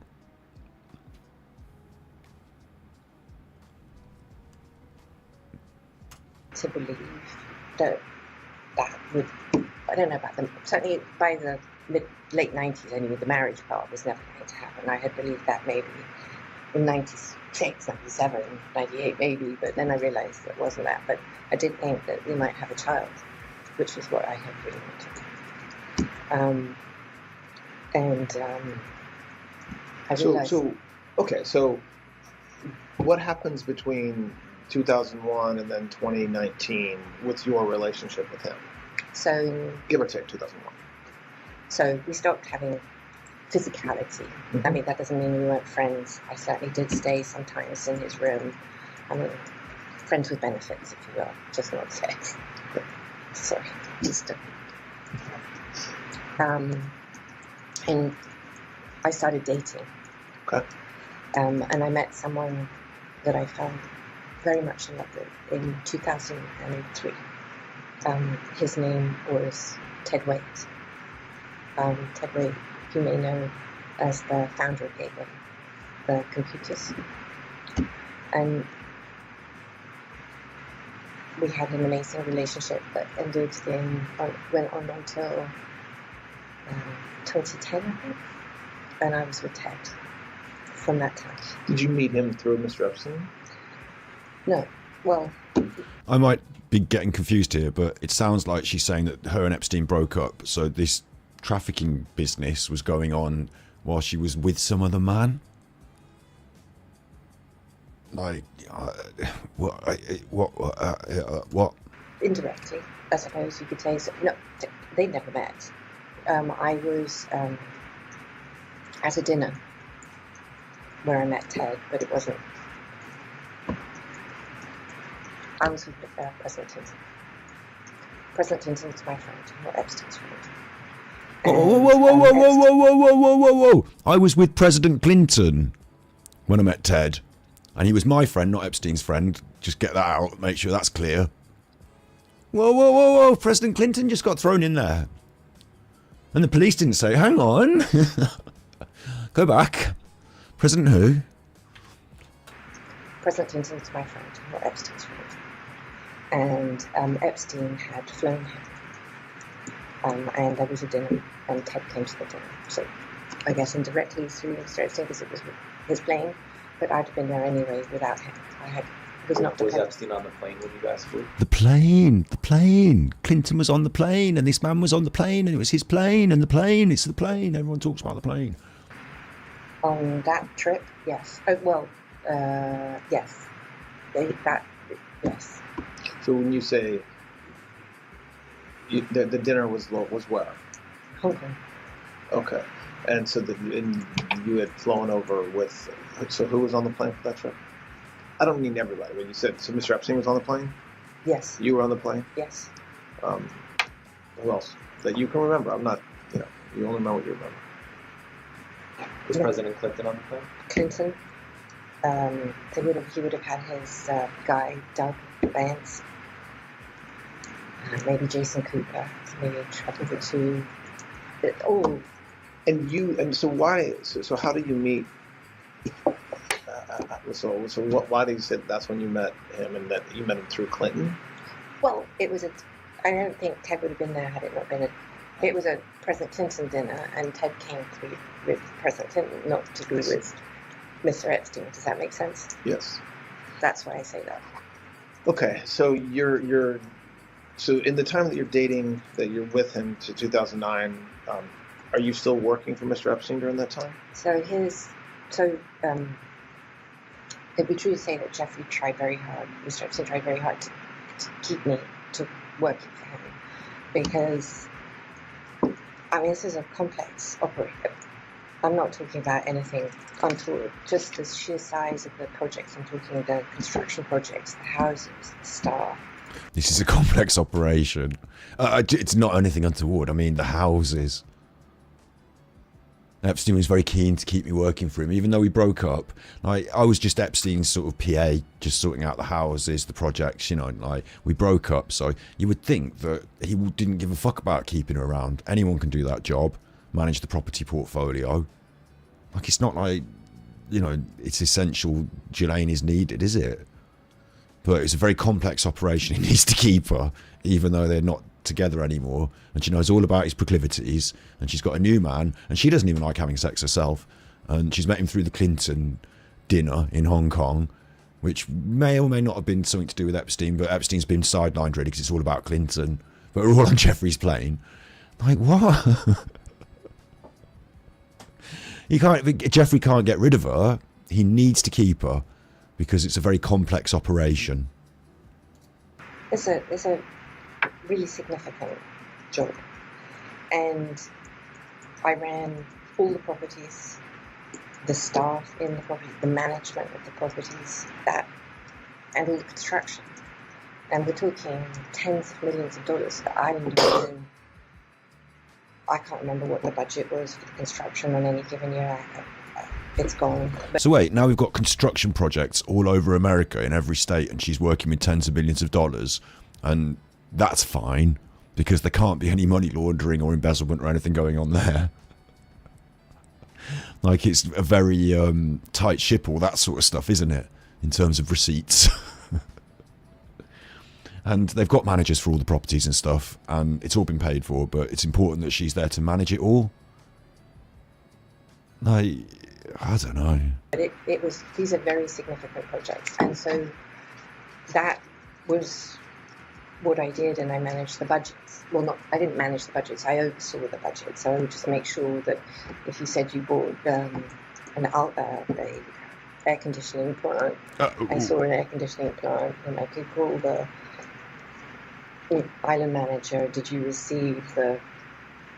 So she was in charge of making sure there was no fraud and no dodgy, if we bought an air conditioning unit, there was a physical air conditioning unit, it can be verified and ticked, and we're not going to say we bought 10 air conditioning units and put the money through the books and there actually be no air conditioning units and anything could be happening.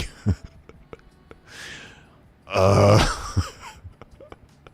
way she's really specific about telling us these facts that are not asked, they come with the smell of fish. Yeah? Yeah, whatever, When did Mr. Epstein purchase the island? I want to say 96 or 97, something like that. Okay, so we're going to come back and spend more time. So we're going to come back and ask more about how you, in charge of his property portfolio, came to be in charge of the island. Managers, people, staff, making sure that if ever there's a penny spent that you accounted for it. Time on the money with Yeah, good shout, Buzz the Cat. And she's only on 25 grand a year, and it's the most important job now. I said, China, I said this is the most important job. Ghislaine, I saw the job she was doing. I said, this is an important job. Perhaps the finest job, the most important job. I said, Ghislaine, you're doing a great job. You're doing the finest job, the most important job. But at the same time, it's an inconsequential small job that's just a bit of fun for her to choose the wallpaper, and she doesn't get paid very much. And, it's more about just hanging out with Jeffrey every now and then. Like, what are we doing? I love that in this, carefully worded interview, she's managed to, as she said herself, paint herself whiter than Snow White's cousin. But why you would need this meticulous detail here if you weren't trying to...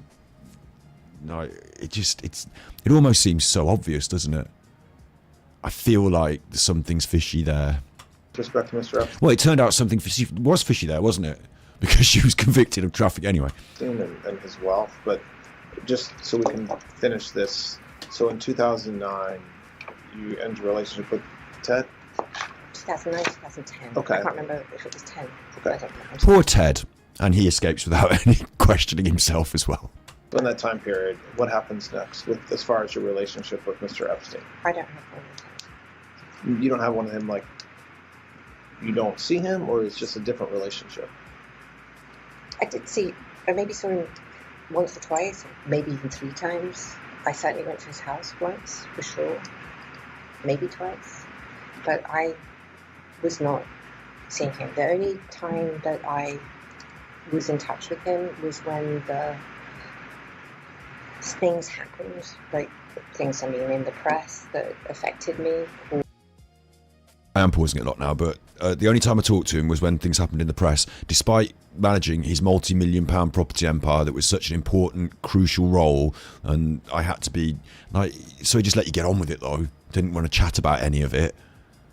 You never had to see him or talk to him. But when things affected her in the press, he's on it. He's on the what? When the CVRA case was and he's not available emotionally, which is why you broke up with him over New York and Twin Towers. Sorry, I'll let it run a bit.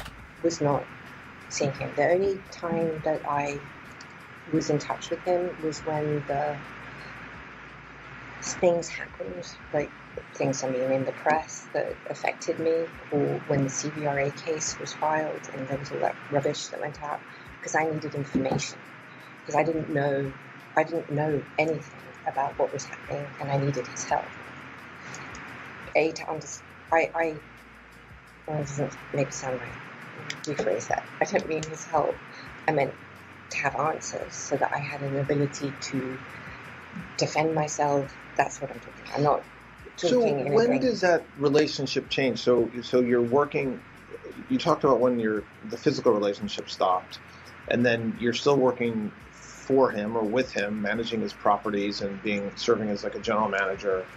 You then start your own relationship with another individual, with Ted, from 2003 till 2009 or 10. At what point in that whole period is there like more of a break where you're no longer acting as his general manager? I wanted to have a full break when I started dating Ted, and he was clever. I suppose it would be true to say that I sort of viewed Mr. Epstein at that point as sort of family, if you will, like someone I could rely on. And I should have had more confidence in myself. I can see that now. But at the time, given everything that had happened in my life, I thought that it would, and I saw how he was with other people like Eva, who seemed to be very comfortable staying there. I thought this would be, and he always said I was like family, so he worked hard to maintain a relationship with me. He was generous with me. He let me use the plane, for instance, which was very generous. He would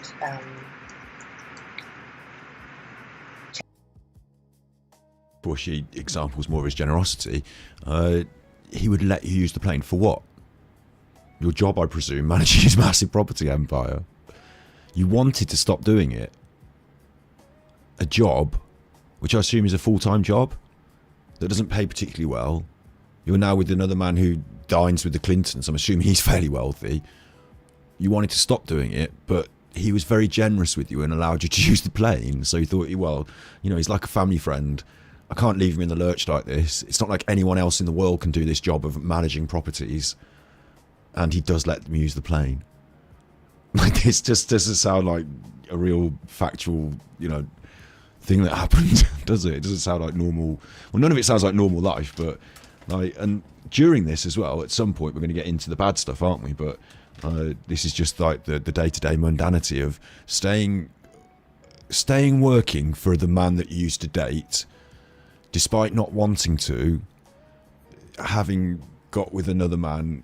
And the thing that keeps you, I mean, he's like family, isn't he? In a way, and he lets you use the plane. Where did she get with this? Like, the police did give some pushback on some of those moments just a minute ago. They gave her a little bit of pushback. So hang on, like, can you tell me a bit more? Like, and they're not really dragging her over the coals for this. And it does feel like if this is their only chance to really, like, you know, there's 6 hours of it, so maybe they will come back to this. You know, maybe they will drag her over the coals a little more here. But if there are inconsistencies like this, I'd like for them to be reviewed during this. You know, I'd like for them to push her and say, like, you know, how come you're making these decisions? This doesn't seem to ring true. If you imagine it was one of those, you know, across the table interviews where, you know, they think they're the suspect and they're giving them a hard time. This is where bad cop would start giving her a bit of a hard time, I would think. But checking with my mum, he, for instance, which was very generous. He would check in with my mum. Things that were meaningful to me in that time. Yeah, agree, Jersey Gal. Body language would, like, you know, the full picture would be great. I mean, I could sit here and, you know, do a textual analysis. I'm not a great believer, although R.I.P. to the great Peter Hyatt, you know, the late great Peter Hyatt. I do think you can analyse just the script. I think you can get a lot from it, but I think you need the complete picture to tell the story. And really, I'm just doing this as a sort of, you know, reaction, really. You know, like a instinctive, off the cuff, as most people would, which I think is fair, isn't it? Because, like, without, like, it's hard to really say, like, she said this meaning that, but there is, especially as well, her deliberate choice, her 3 lawyers and deliberate choice of words make that very difficult to analyse as well, because you would think some of these are prepared, thought out things that she's going to say, and there are only, like, momentary, as the sun comes out from behind the clouds sometimes, you know, momentary moments where she's just in flow.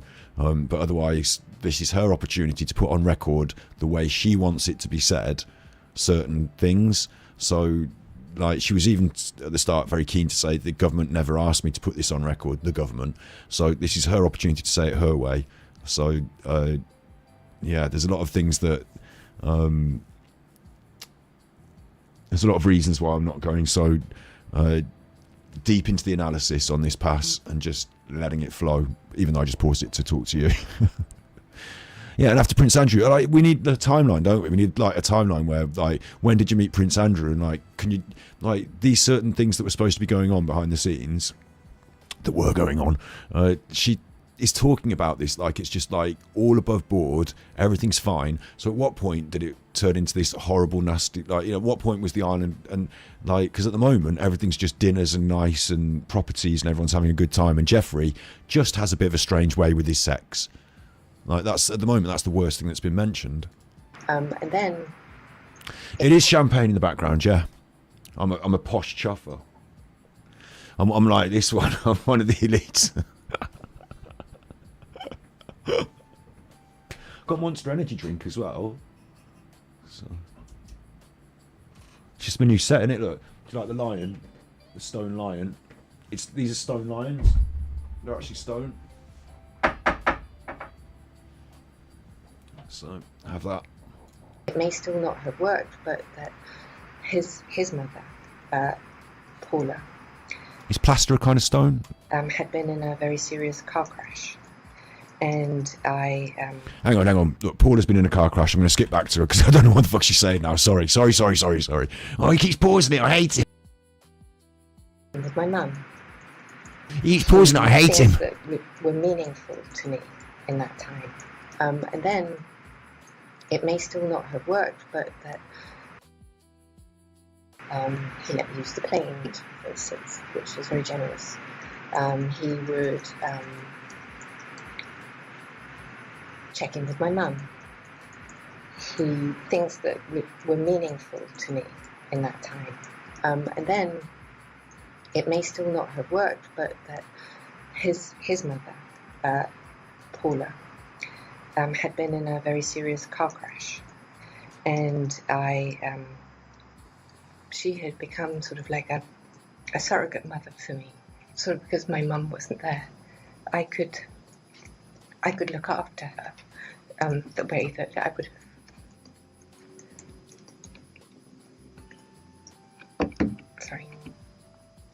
The way that I would have liked to look after my own mum.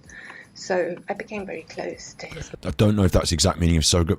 Like, I think surrogate mother would mean that, like, she treated you like a mother would treat you, rather than you got to look after her. It's like a very strange inversion of the power system, the power dynamic between mother and... Like, I got to look after her. Like, surrogacy and being in control of that, you know, looking after someone, they're different, I think. But she confuses the two in her mind there. I understand what she means, but it's interesting. Mother. And she had been in a car crash, and in 2004, I believe, it may have been 5, I don't recall exactly, she took her health took a serious decline. And Epstein called me and asked me if I could look after her.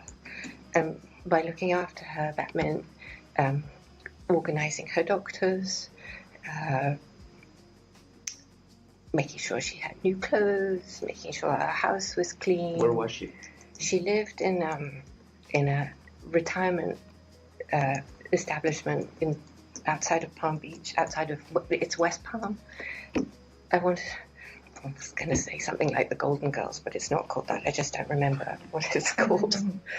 But it was an old age. It was a retirement home, if you will. Todd, I don't know. We've been going for maybe about an hour now. Do you think, is this a good time? Yeah. So we'll take a break. Yep.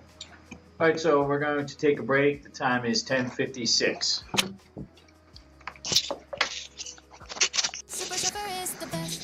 Obviously, we don't have to take a break because it's just going to roll on. But that was the first chunk of it. And she got a little bit sad about Jeffrey Epstein's mom, and then they took a little break. But we'll just roll on. We're continuing the proper interview with Miss Maxwell. The time is 11:07 a.m. I mean, like, you're going to judge her being really upset there, crocodile tears, love the woman, don't know, like, can't really tell, can you? She sounded like she got a little bit upset there, so they, paused it for a break. Thursday, July 24th. All right. So, just picking up where we just stopped. So you have basically a break. Well, not a break. That's the wrong word. But you're your relationship with Mr. Maxwell, professional and other, changes in 2003, 4? Yeah, I mean, and over the time that I stay with Ted, the more time I'm with Ted, the more distance I have with him. And then when the arrest, well, let's go back, when whatever happened in 2005 and he became arrested in 2006. So when he's charged and arrested in what we'll call the Florida investigations, that's what you're talking about? I am. Okay, go ahead. So I was not in, well, were you part of that investigation? Absolutely not. Did law enforcement ever talk to you as part of that? Did you, like, the feds never talked to you? No. The FBI never talked to you? No. I never even received a phone call. So you didn't receive a subpoena? No. Did the state law enforcement ever reach out to you? No. As far as you know, did the government, either state or federal, subpoena your bank records or subpoena anything from your financial life during that time, that time? Not as far as I'm aware. Now, if they did, I don't know it, and I have no idea about that. To be honest, but I'm not aware of it, and I would say no. But maybe you guys do things that I don't know. So how did you learn of that case? When Mr. Epstein was arrested, or did you know that something was happening before then? The first thing I knew was he had told me he was deciding to redecorate the house in Palm Beach. Didn't surprise me. It was like a rolling situation. But by that time, are you like, he tells you because he wants your help, or had your relationship changed by this time where you were no longer kind of acting as his general manager? No, I was still around. I wasn't gone. I was with Ted. I was traveling. I wasn't daily. If you'd asked me where he was in any given time, I'm not sure I would have known then. I mean, it was... I felt like, I suppose the relationship moved into sort of like a long-term friend, family, like I felt he had with Eva, if I'm honest. Yeah, okay. So he says to you he's going to redecorate the Palm Beach house. He asked me specifically which decorator he thinks he should use, because I had a lot of contacts with decorators, and he was not very good with people. It's a bit weird, isn't it? Like, most people, if they break up with someone and get with someone new, they might just say, look, I'm not decorating your house, find someone else. It's, insignificant, really, in the big scheme of things. I can still be your friend if you want to talk about big stuff, but the decorating jobs are just going to have to go through someone else. I'm with Ted now. He was useless at maintaining relationships with people who worked for him. I'm not. So, anyway, so I recommended... I can't be 100% sure because it's been a long time, but I think I... Big ups, Greg. Do you think she might be watching? You never know, maybe she can call in. I'm pretty sure she's got a phone. recommended Mark Seth at that time. Allegedly. I mean, but come on, she's in this, like, low security yoga class, like, spa treatment prison now, isn't she? Who? Where I imagine if you're fabulously wealthy and connected, you get quite a good ride. Mark Seth, okay, I believe. And I don't know why. I don't remember. That's all lost to time. But anyway, at some point, I think his mother had died now. I can't remember the timing of all of that either. Okay. But I ended up in Palm Beach, and he had asked me to come and look at the swatches or whatever he was doing, because they had laid it all out over the house and various things, and I think he'd asked for my opinion. That's my memory of this. It may also be that Ted and I were going to Palm Beach because Ted had a golf. Maybe Ted was going to play golf there, but for some reason you flew to Palm Beach to walk around a house and give your opinion on wallpaper. Match or something. Yeah, I got a phone. Can't show me a picture. I mean, I hope Ted was interested in golf because, like, we're flying to Palm Beach. There was a reason I was in Palm Beach. It wasn't so... Oh, no, it wasn't that. It wasn't to look at the wallpaper. That sounded stupid. Maybe that's not true either. I don't know. You can't say things that are not true, Ghislaine. They said that. That was the main one at the start. You've got to say the truth. Let's have that again. Anyway, at some point, I think his mother had died now. I can't remember the timing of all of that either. Okay. But I ended up in Palm Beach, and he had asked me to come and look at the swatches or whatever he was doing, because they had laid it all out over the house and various things, and I think he'd asked for my opinion. That's my memory of this. It may also be that Ted and I were going to Palm Beach because Ted had a golf match or something. There was a reason I was in Palm Beach. It wasn't solely... maybe that's not true either. I don't know. So Okay. there's a... sometimes I went to Palm Beach because Ted was there. I don't know if that's part of that time go or ahead. not. Or Ted went there and left me. I don't know. Something. Anyway, I was there. No, that's not how that went either. No. No. Someone passed her a note there from the solicitors, the lawyers. Someone must have passed her. She's saying no to them, I believe. Not that either. But it's really interesting that she realised when she said that Ted was there to play golf that maybe Ted shouldn't be there. So maybe he wasn't there to play golf, and that was just a mess, wasn't it? Anyway, at some point in that time, I saw all the swatches. At some point in 2005, I think that was. And then, I believe, I don't remember. I think I got a phone call, actually. I wasn't in Palm Beach. I think I got a phone call that there was a police at his house or something.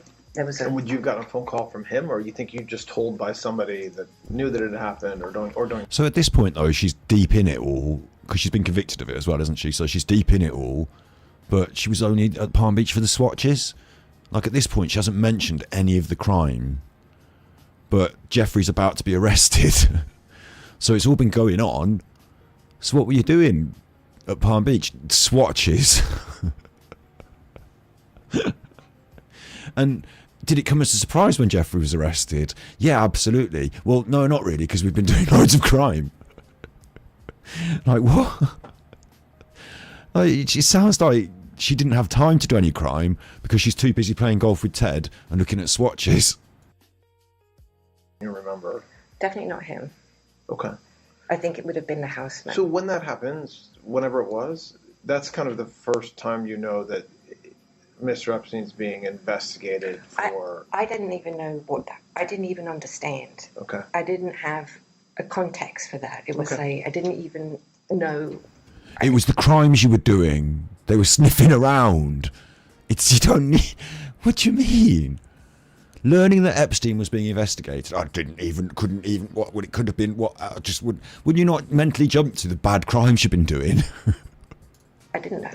Okay, I didn't, I'm not sure even what I thought. I was like, that's weird. After you find out about it, what happens with your relationship with him? The police just jumped over something there as well, which is, I say police, it might be FBI or whomever, but they just jumped over the idea that she found out, how did she find out, who told her, what was her first instinctive feelings, what was her reaction, who did she go and speak to next, those sort of questions. They've just sort of almost jumped over that, I think, haven't they?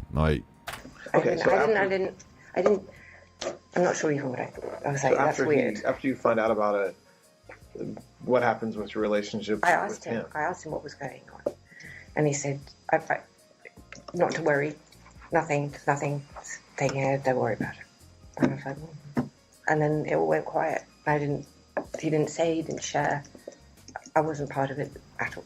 That's convenient for you now that he's dead, but you might think that if you were a heavy involved part of it, that you might have had conversations with him about it and about what's going to happen and who's going to get in trouble and who's going to say what and what evidence and what to do with the evidence.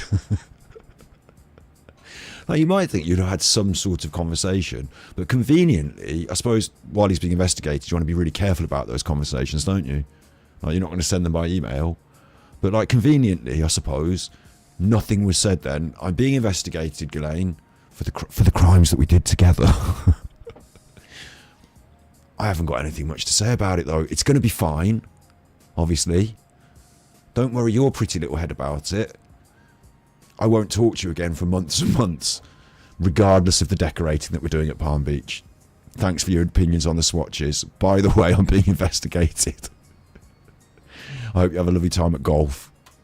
I was off with Ted and I really just... But did he tell you...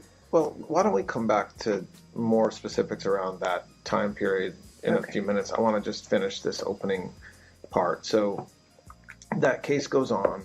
Ultimately, it ends. What what was your relationship like with him during that case when he goes, you know, when he gets sentenced? He told me, he said, listen, I'm going to jail. I was like, well, okay.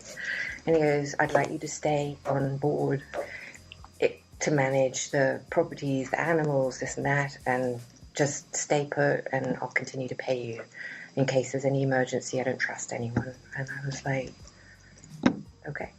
Well, when you said continue to pay you, He'd never stop paying me. He never stopped paying. So even when your relationship changed, My brain slipped when she was talking earlier. Are they specifically talking about the case, like, you know, the whole Epstein thing, like the trafficking and all that?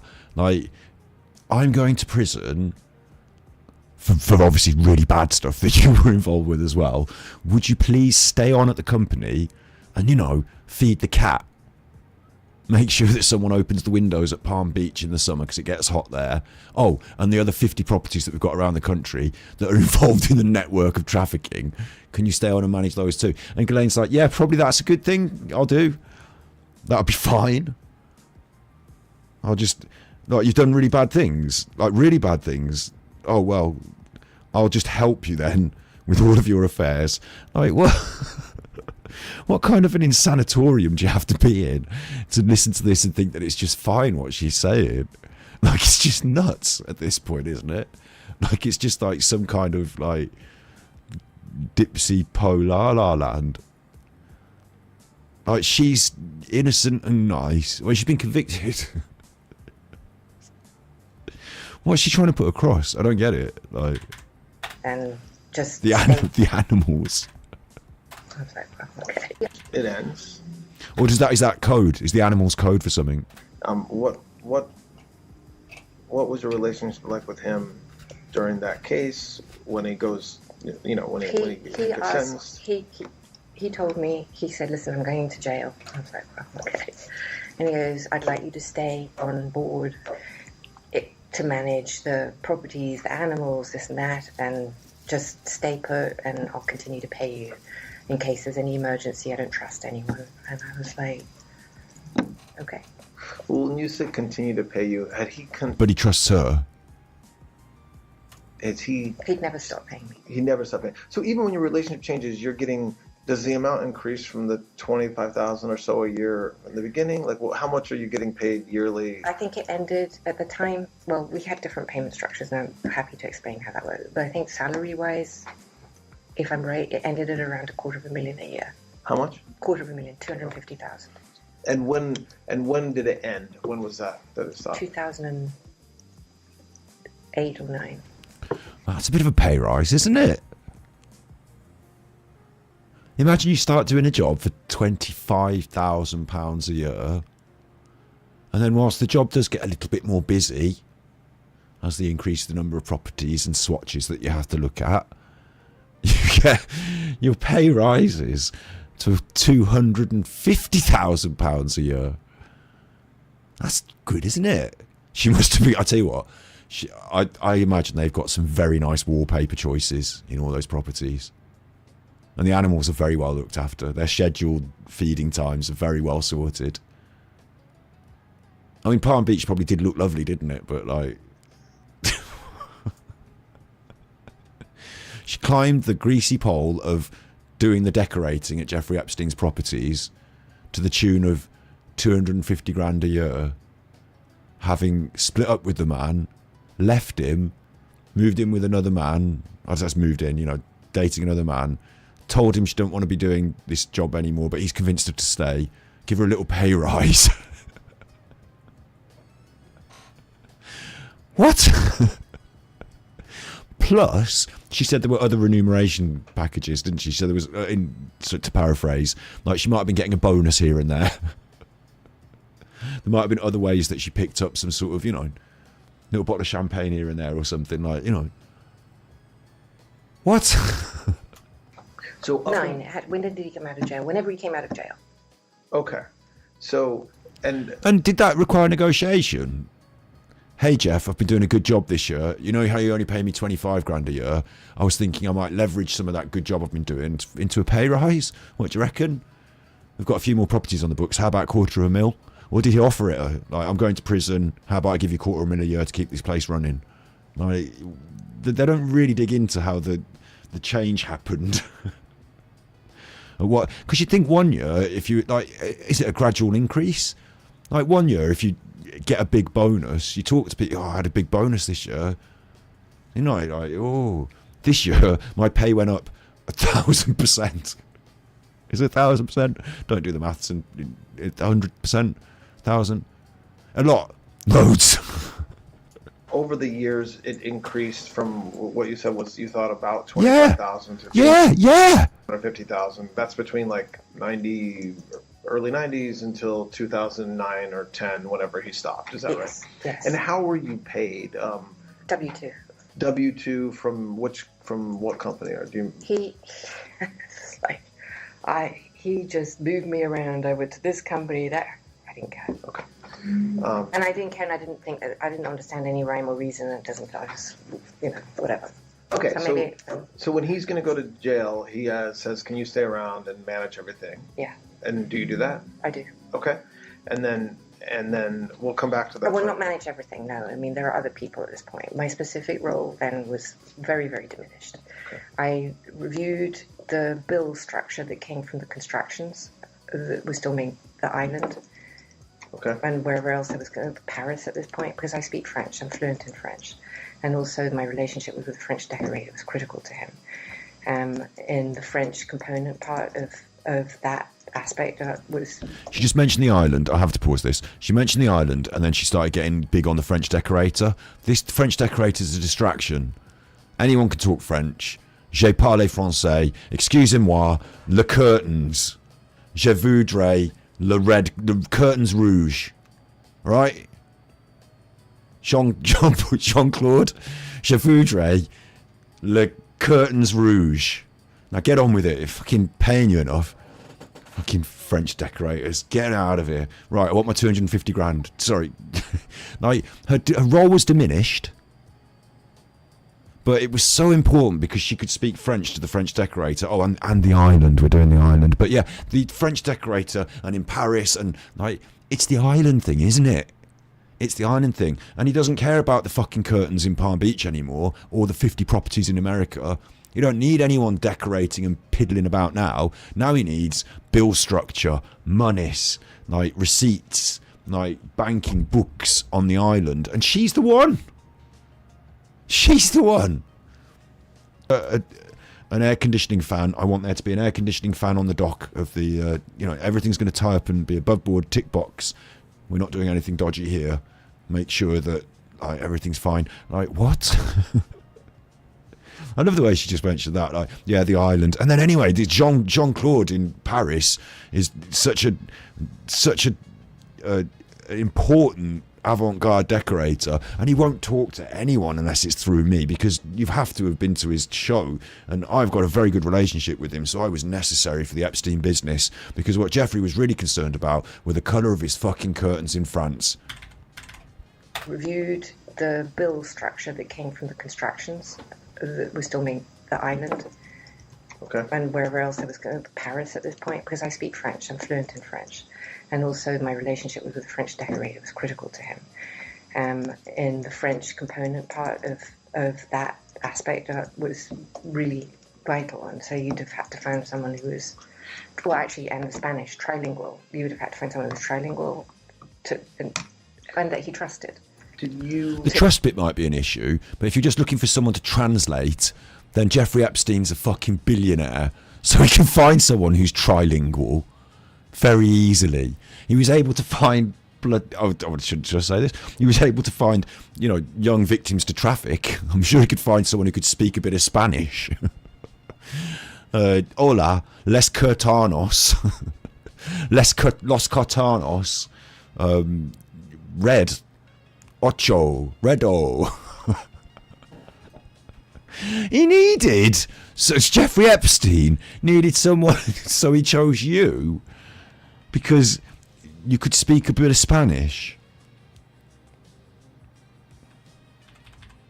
French component part of that aspect was really vital, and so you'd have had to find someone who was, and the Spanish, trilingual. You would have had to find someone who was trilingual. And that he trusted. Did you to not steal from him. did you so when he gets out of jail between that time 2009 or 10 Also, like, he's being done in the jail for this bad stuff, and she's like, well, now's a good time to get heavily involved in your dealings and workings, and I'll take over. Like, no wonder she's ended up in prison for it. Hello? 2019, what's your relationship like with Mr. Epstein? Almost non-existent. Why? He's in prison and you can't talk to each other. Moved on, and I just didn't want to have anything to. I didn't want the drama. I didn't want to be associated with. So, do you recall when you say almost non-existent? Does that mean Doesn't mean some it phone calls, some Definitely. visits, some trips, or what does it mean? I don't think there were any trips. Oh, I don't think so. Super Chauffeur is the best. Where were you living during that time period, or was it Which time period? between 2009, 10, and 2019? I was back in New York. No, but whose property were you living in? Was that the New York Epstein place where Prince Andrew was with that lady? Or, like, New York with Ted, or Ted, you'd split up with Ted, hadn't you? So, like, I was in New York. She's so vague when she wants to be, isn't she? You had no... So you had phone calls with him on occasion? Yes. Well, I certainly did. Whenever there was any legal drama or any like serious press attention, I always called him to try and find out what was going on. Okay. And I did email him at that time for those types of details. I was like, what do I do? I was like... And then when he's charged in New York federally, how did you learn about that case? In the press. And had you, as far as you know, been contacted by law enforcement before his arrest? No. I wasn't in the indictment. No, I know that, but even as a witness or asking you if you would give documents or materials. I had never, up until when my lawyers said that, I don't even know, I had no knowledge of them being interested in me. Honestly, I want to say until he had died. Don't be fucking stupid. You knew about all this bad stuff. You knew that they were investigating him for bad stuff. You could have gone and told them it all. Like, she had her opportunities to not just, cooperate, but to help. But apparently, until after she died, she wasn't aware that anyone really wanted to talk to her about all this. Now, I know that my lawyers were in touch with some district of New York at some point after his arrest. I'm pretty sure that had to have happened, right? Okay. But my understanding is that they had not shown any interest. I know my lawyers went to see them once, I believe. And went to see him, meaning Mr. Epstein? No, them. So some district of New York. Okay, the Sons of New York. Sorry. And that they had been in touch with them. But now you're talking about after Mr. Epstein died, or are you talking about before he died? I think. If you can remember. It's easily verifiable. My memory is that they were in touch with him when he was arrested. Mm-hmm. I don't know if anything happened until after his death, then after that. Obviously, the lawyers are sat in the room and they've, like you said, easily verifiable. They've got all the receipts, haven't they? So they know when they contacted different people and they're sat in the room. I don't think they saw them, met with them, Southern District of New York I'm talking about now, until after he died. I know that they were in regular telephone contact with them, and that my lawyers believed that they had been told that there was no interest in me. Okay. And were absolutely stunned when I was arrested. But maybe stunned is too big a word, but surprised. I certainly was. Okay. So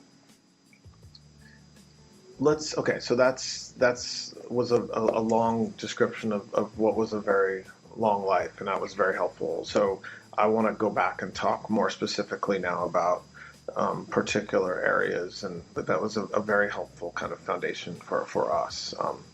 The first thing I want to talk about, you talked about earlier on, about Mr. Epstein's financial success.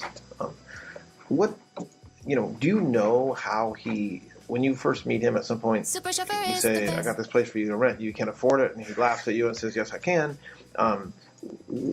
What did you learn about his wealth and how he was, and how he accumulated his money? I can tell you what he told me. Yes. So I know that he was hired from working at a private school whose name eludes me at this point. Dalton. Dalton. He was working at Dalton as a math teacher. And he met, I think it was Ace, I'm not sure. He met someone from Bear who hired him because he was very good at math. And I believe that he then worked on creating a trading of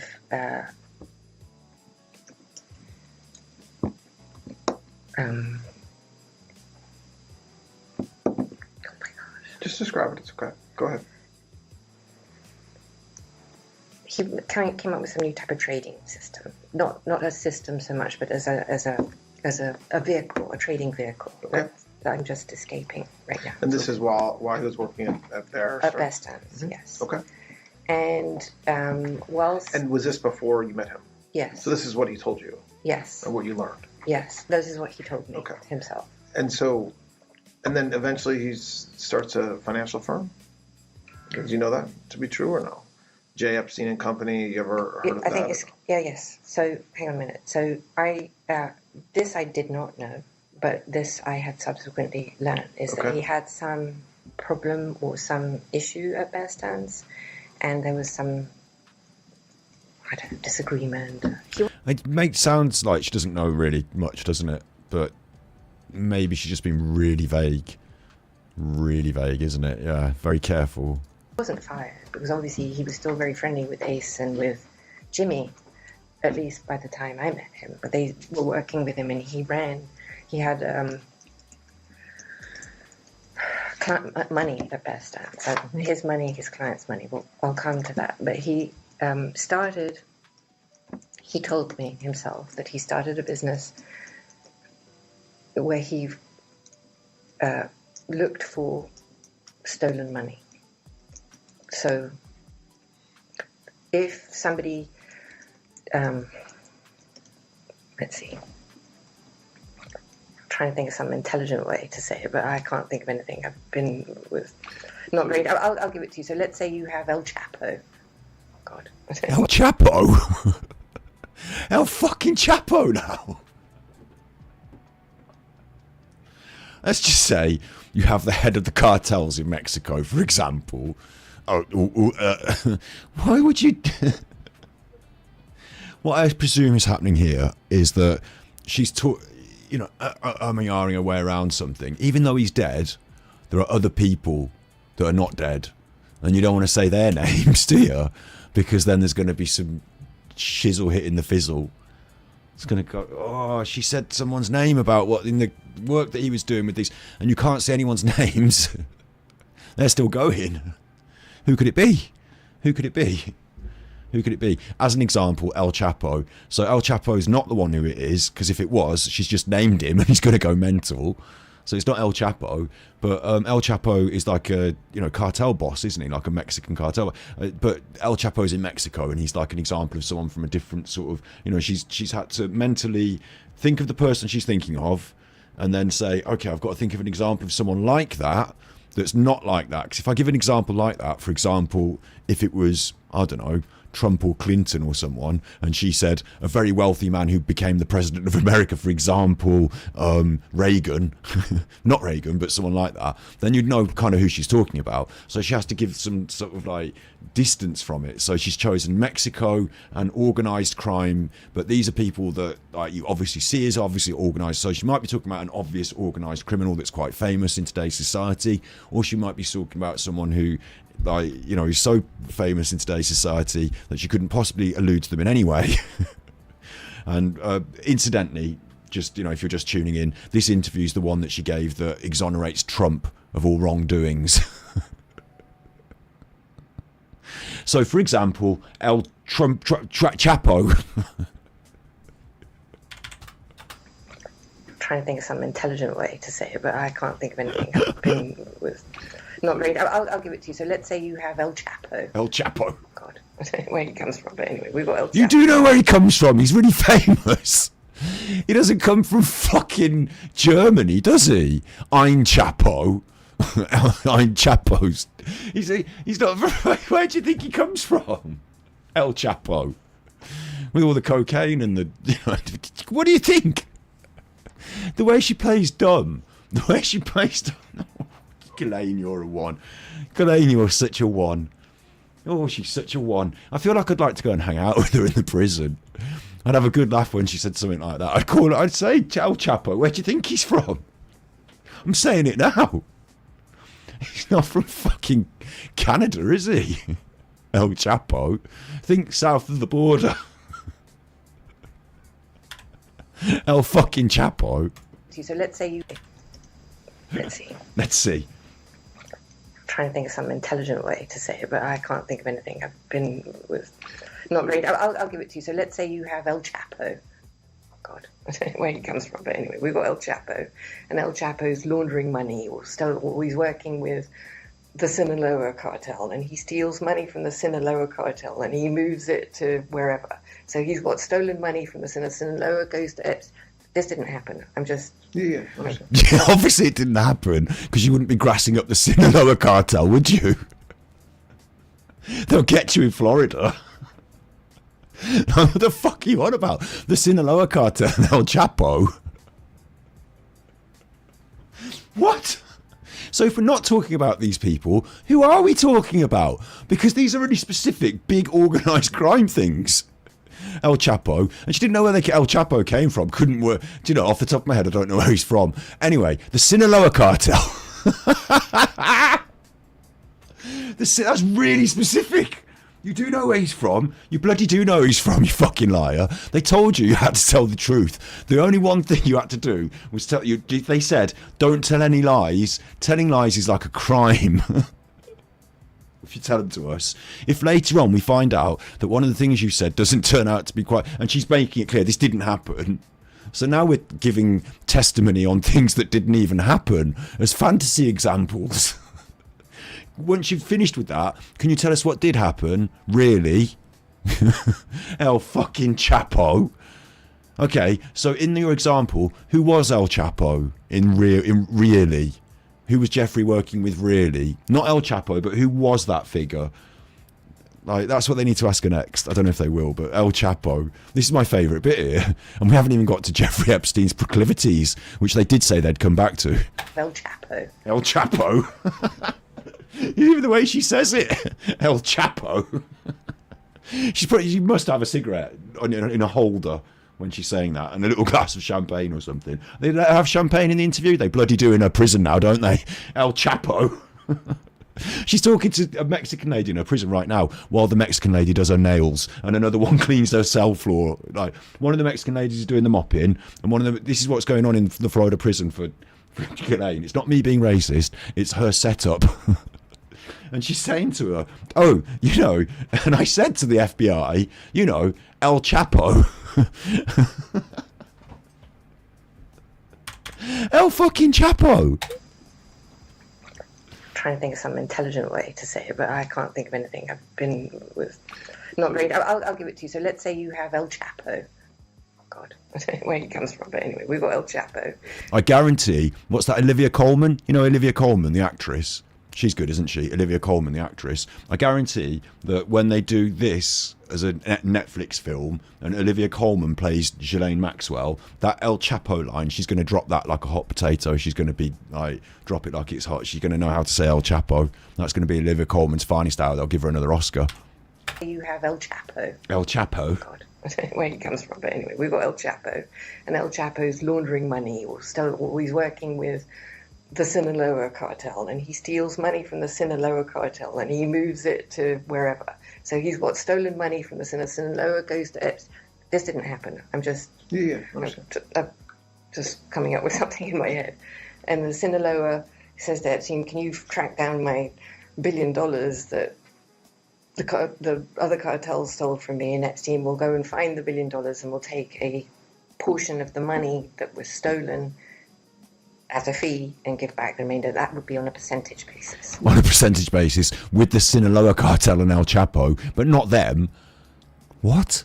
But like what you just described, which I appreciate, was just a hypothetical. Please, that was completely hypothetical. That would involve And how does he get the money back? You just say to the people, oh, I found that you've got like a massive investment in this offshore company here. It's the same amount of money that El Chapo lost last week with the Sinaloa cartel. I think you might have stole it off the Sinaloa cartel. I'll tell on you and I should give you the money back. And they'll be like, yeah, we'll take it out of our like secret bank account investment thing scheme and we'll just give you that, Jeffrey. Like, what's going on here with this business? Like, they really need to do more digging in that. Drug cartels stealing from each other. Practically speaking, he was more of a businessman. So here's how I think that started, is that he had a girlfriend. It was always good. You're always to the girls. I guess there was a girl whose name will come back to me. Maybe not whilst we're here, but I don't know, maybe. There's a woman. There's always a woman. And she was the daughter of a billionaire.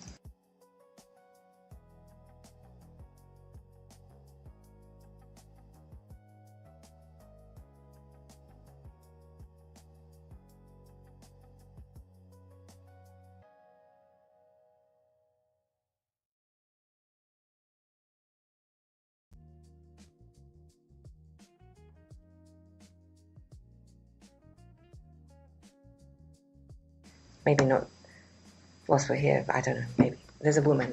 There's always a woman. And she was the daughter of... I was muted.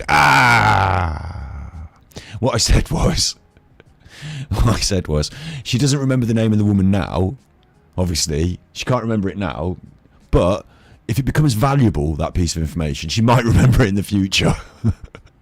And there's a very small number of daughters of billionaires who this could possibly be, I suppose. But I suppose you don't want to be throwing their names around. But so she can't remember it now in today's interview, but she might remember it in the future if there's some value in it. Girlfriend. It was always good. You're always to the girls. I guess there was a girl whose name will come back to me. Maybe not whilst we're here, but I don't know, maybe. There's a woman. There's always a woman. And she was the daughter of a billionaire, for instance. And that billionaire, whatever his name was, had some money stolen. And for some reason, this woman introduced Jeffrey, and Jeffrey, I think that's how that business started. That's what I remember. And is that something he told you about, or something that happened while you knew him? No, something he told me before I met him. And so when you meet him, and once you're part of his life in the early to mid-90s, what is he doing to make money that you see? Does he have clients? Does he have rich clients? Does he have famous clients? And how, and what, if he does have clients, what service is he providing them? He does have, well, obviously there's the one very famous client that everybody talks about, which is Les Wex now. And that was a very important client to him. And I think it's probably helpful to describe what I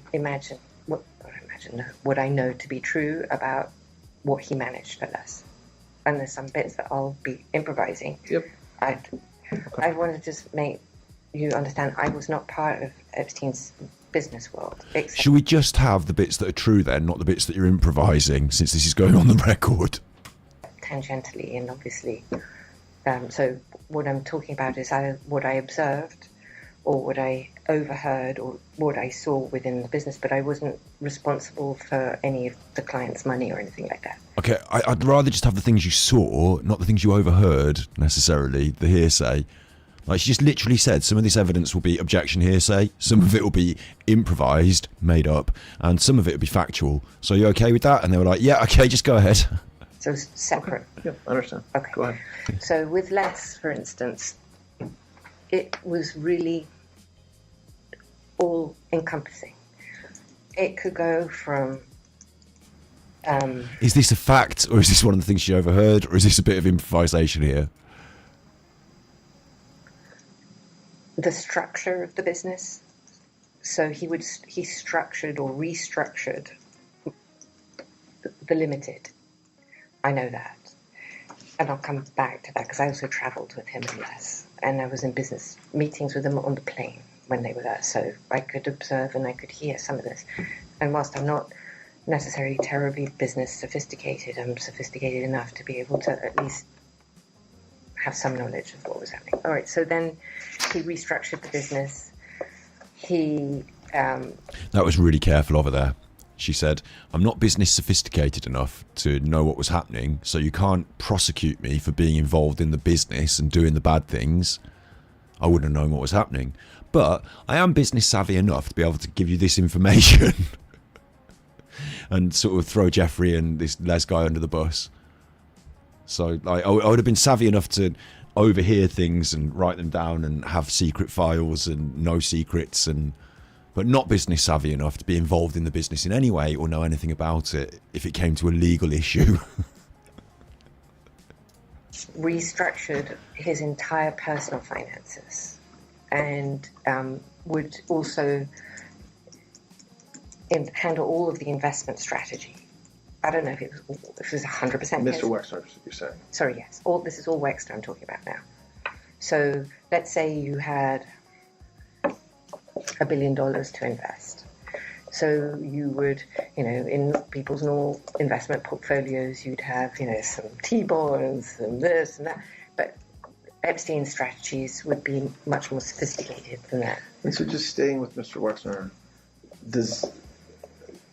from what you heard or saw... Listen, I presume that the FBI know what they're doing, but she just mentioned that he didn't do the normal sort of investment strategies and that his previous way into this sort of thing was by working with... Well, she used the metaphor of, like, serious cartels in Mexico. Like, what are his other investment strategies that pay off better than what the sort of main financial institutions are doing? Like, what is he doing with these people and their billions that they're happy to just hand over to this guy? Oh my God. I've smelled that, like, the Billingsgate fish market smells less of fish than this does. I've episodes of Deadliest Catch with a less fishy smell than this shit. Is Mr. Epstein paid by him in percentages? Like, so there would be a deal and he would be paid, or did you understand it to be like a flat fee? Was he a business partner? Like, how did you understand him to be paid? I think it was more a la carte. So let's say this is a conversation actually Epstein told me. So illustrated for me, said if I saved someone $5 billion, he would take a flat percentage of that $5 billion. He wouldn't have $5 billion back. When you say you think that, is that because you heard him talking about that, or you? It would be a combination of both. I certainly told me that, and I heard him talk to people like that. I couldn't. Sorry. No, go ahead. No. Did he give? Did Mr. Wexner gift a property in New York to Mr. Epstein? So we're talking about 71st Street. So I don't know what the business deal was. Because again, I'm not part of his business thing. But I think what happened would be, let's say Les owed him, theoretically, for his services, $100 million or whatever it was.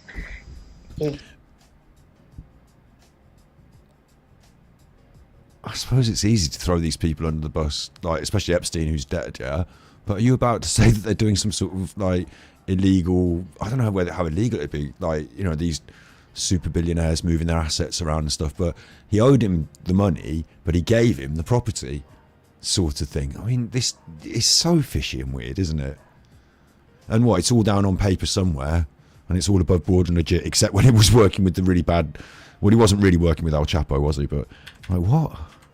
Not part of his business thing, but I think what happened would be, let's say Les owed him, theoretically, for his services, $100 million or whatever it was. He could have traded that against the property. But do you know that happened, or do you remember whether there was conversations about that, or are you just thinking that could be one way that it happened? I'm not sure.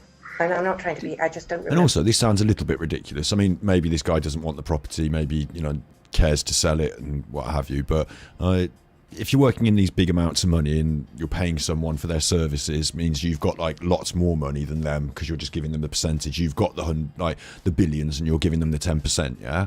And you're like, oh shit, but I can't pay you. Why don't you have the house, the lovely house in New York? Like, does Epstein have to get some leverage to get that property? Or because you think the really rich person who's giving him the 10% would just say, look, have the fucking money and buy your own house, you dickhead. Like, but maybe they're just being nice to each other and just handing over houses as a little bit of like, you know, I really like that house you've got in New York. Oh, have it, good old boy. Have it, old boy. You know, I take it as part of the 100 bill. You know, like maybe it's that, but like again, that doesn't even see her invented this time. She said this was not one of the things that had been factually observed.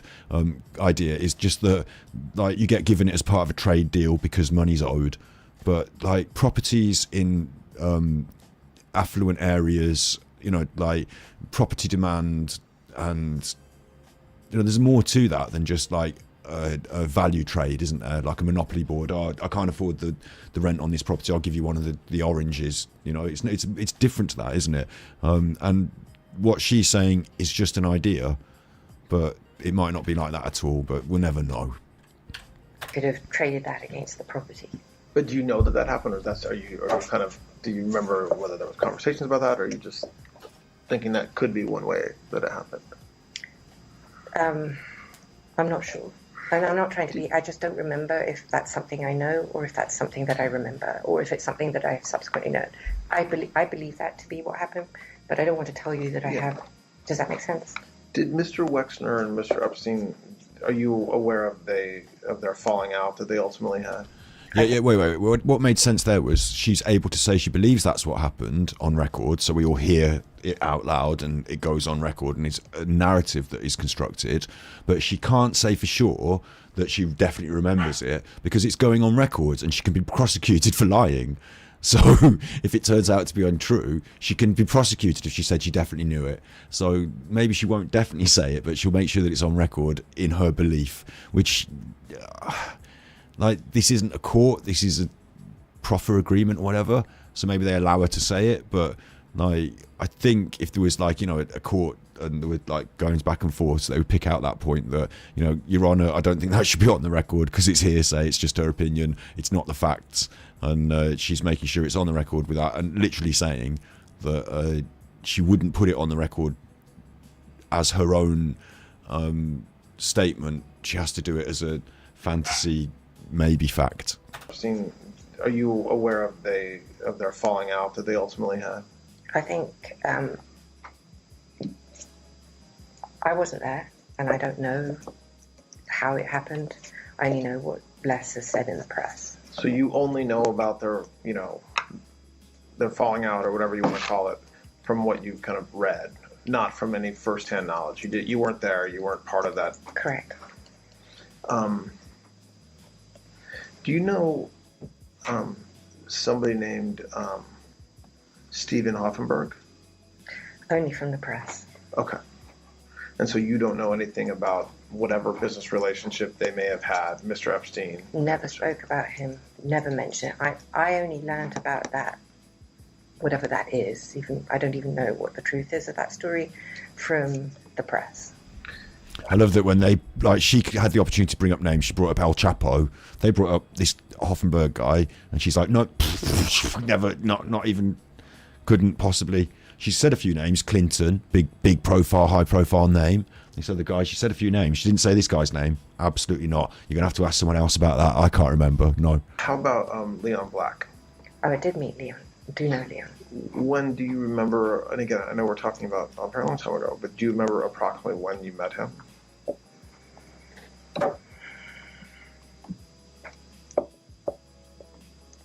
I could have met Leon, not really. So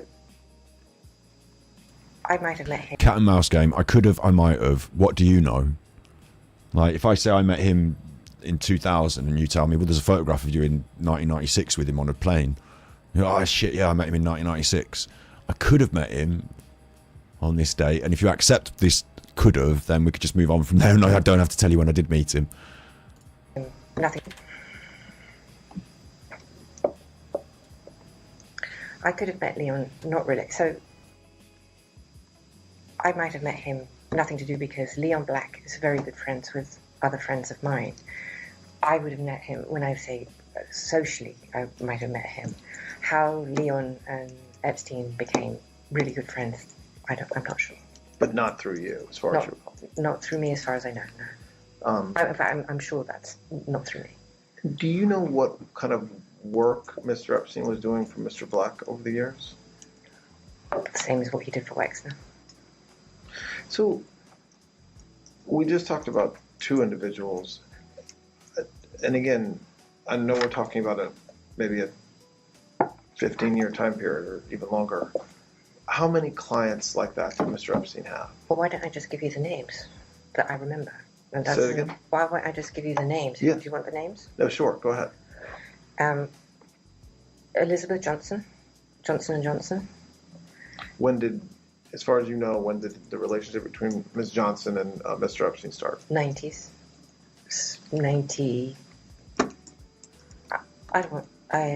95, 96. You know, in Father Ted, when he wins an award and he gets to give a speech, and he's got this massive speech, and he's like giving it to everyone that has ever offended him.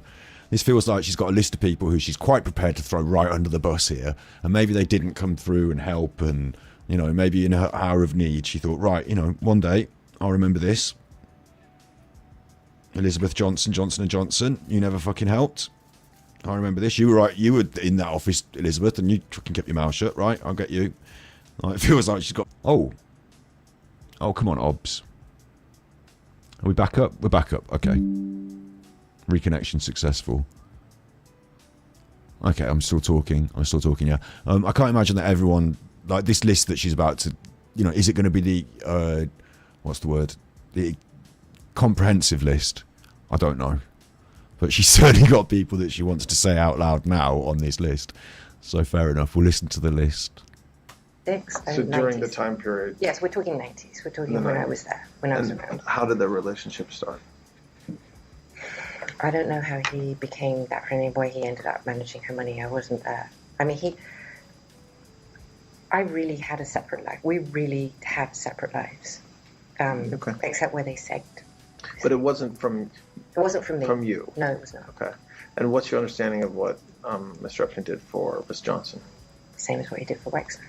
And and you have to understand, it went down to in tiny detail. So I remember this is an actual memory, that he would make the contracts for the maids, for the people who worked in their homes. So he would assist his clients at times with, you're saying, with even small things like contractual relationships. He said no with detail was too small, because everything that affected how they lived and how they managed their life was something that he felt he was, if they wanted, would be responsible for, to make sure that the contract, so that if you had to fire someone, it wouldn't come back and sue you, or if that sort of thing. Seems a bit complex, doesn't it, for somebody who before was helping people to find missing assets, a sort of money police, private eye, finding your missing money. Now he's managing every single facet of every single contractual agreement that you and any of your businesses are involved in. Like, it's handing over a lot of control to somebody, isn't it? Like, it raises a weird issue. Like, Jeffrey Epstein imagine you run your own business and you've got all these different people and, you know, what have you. And Jeffrey Epstein comes in and says, I'd like to not only just be your advisor on this financial thing, but I would also like to be in charge of who orders the soup and who cleans the hats and, you know, the chuffing everyone from top to bottom. Like, it's a very invasive, all-encompassing, as she says, like approach, which I would have thought most top-minded business people like Johnson & Johnson or whomever would not like somebody to be doing that necessarily. Not necessarily. Like, maybe as a consultant you could look at it, but you can't control it all. Like, that would seem overreach, and it's almost like reminiscent of, strangely enough, you know, in The Sopranos when they bust someone out, and like there's that episode where the guy works in a sports store and he doesn't pay his gambling debts, so the Sopranos, the gangsters, they take over his sports store and they sort of clean it all out and they take money and they take the tents and, you know, they bust him out essentially, but they've got their finger in every single aspect of his business because they're now in control of everything. It's weird, isn't it? It's weird. Yeah. We'll play a little bit more. We're coming up to nearly 3 hours. Obviously, this is a 6-hour thing, but we're only done an hour of it. Oh, I do pause it a bit. And there'll be more of this, you know. So we'll run it to a little bit of a. Hopefully, we can run it to a little bit of a cliffhanger. So let's do a little bit more, and then I'll knock it on the head for tonight. But yeah, we'll probably be doing this all bloody week now. Okay, so Mr. Black, Mr. Werner, Miss Johnson, who else? And bear in mind, we've still got, hopefully, a bit about Epstein's proclivities. Maybe. I mean, we've still got a lot of juicy stuff coming, haven't we? We're only at, like, financials at the moment.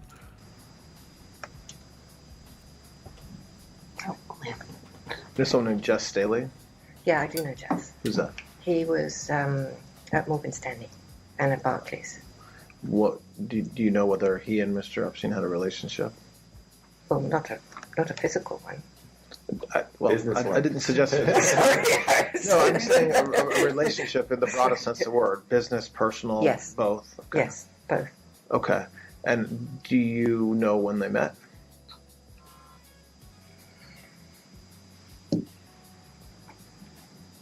No, I don't know when they met. But you can time it. Oh, I don't know that you can. No, I don't know. So, but what was the nature of their relationship as far as you know? I think they were friends, and I think that they were business partners. Well, partners, too strong a word, but they did business together.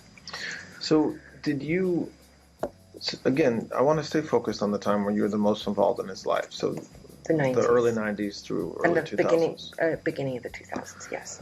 Did you, so we talked about 4 people. So there's more.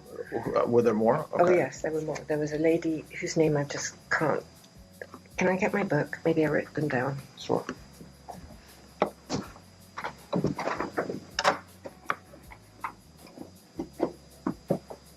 Where are my glasses? All right, Glenn's going to get a book and glasses. That's a good point to hiatus. She's about to say some names. I was hoping they were going to ask her a juicy question, like, you know, what did Jeffrey Epstein like you to do with his weenus? And then she'd say, well, the thing he liked to do with his weenus is, and I'd stop it there. Be like, right, come back next week or tomorrow. Like, knowing me, oh, well, he'll do this and then he'll never show up again. No, I'll be back tomorrow for this. That's the plan. So, like, expect that. Do you like it? It's interesting, isn't it? Cleaned up. Best sort of audio you're going to get on that because I cleaned it up. And once we've gone through it all, I'll make it available to members. I'm really grateful for massive super chat from Snippies, for members that are still members here, you chuffers. And, yeah, for you turning up and watching and enjoying it. Very grateful for your support. I know it's a bit random to see me back, but, you know, back now, innit? So, have to put up with that. You have to put up with that. What do you think? Do you think she's doing a good job? Do you think she's handling it well?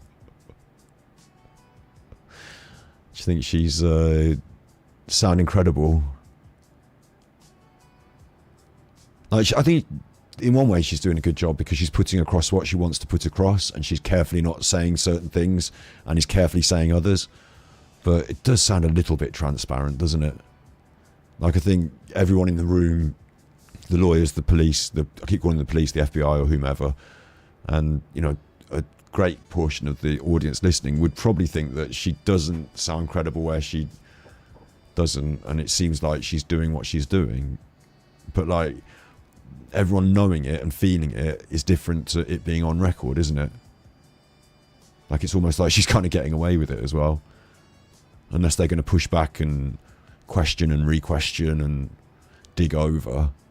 It's about what she wants to bring to the table and offer, isn't it? I suppose that's why it's a proffer thing. It's about what she wants to say. So they're going to let her say it and see what she's got.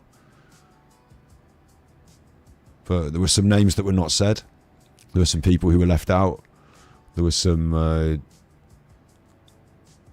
things that... She mentioned Trump right at the start.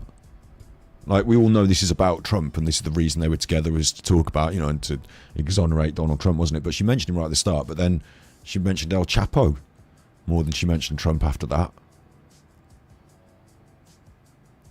Surely no one would believe most of what she's saying. You think she's following a script? I mean, I think she would have got together with the lawyers and whomever. She said she approached the government with this. I don't know. Don't know what Trump, had opportunity to involve himself in her thought process beforehand. But it does seem like certain things are being said and certain things are not. But in between the lines, you can read a lot, can't you, as well? Like where she sounds like really obviously telling porkies, there's something there, isn't there? So even saying anything is interesting. And obviously we know, like, there's going to be no surprises in the rest of it, where when it gets to the Trump stuff, it'll be interesting, but she won't say, Donald Trump did it. We know that, but this was put out a little while ago, and like Trump's story's rattling on, isn't it? So it's not pertinent and topical to today's news, but it is something definitely worth going through. And today's news is all about whatever, but release the Epstein files in it. So yeah, doing this. There she is. These are AI pictures. They're not real. That's not really her. That's an AI picture of Ghislaine Maxwell, but it's fine to use it because it's just illustrative of just her face. It's like an artist done an artist impression. So don't worry about that.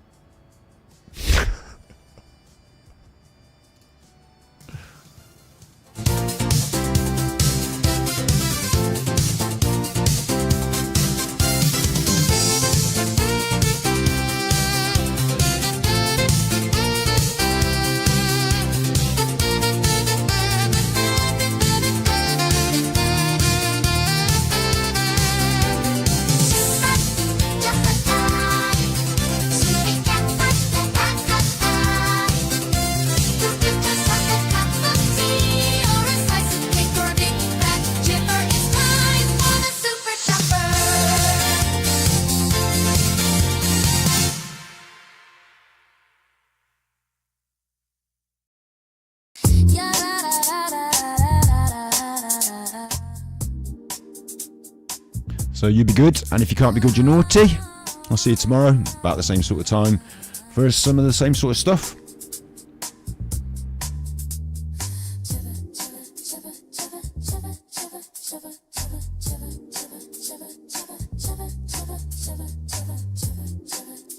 Be good, and if you can't be good, you're naughty.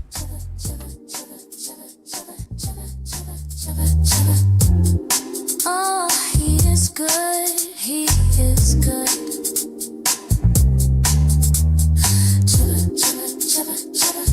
Scotty, chopper, chopper, chopper, chopper, chopper,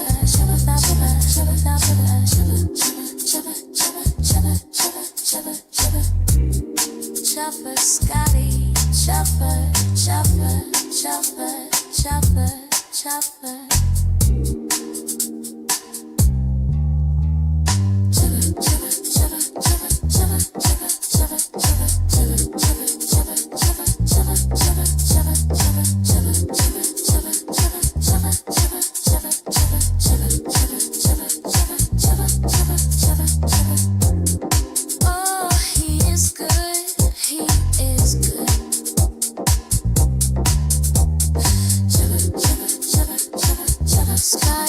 Chopper,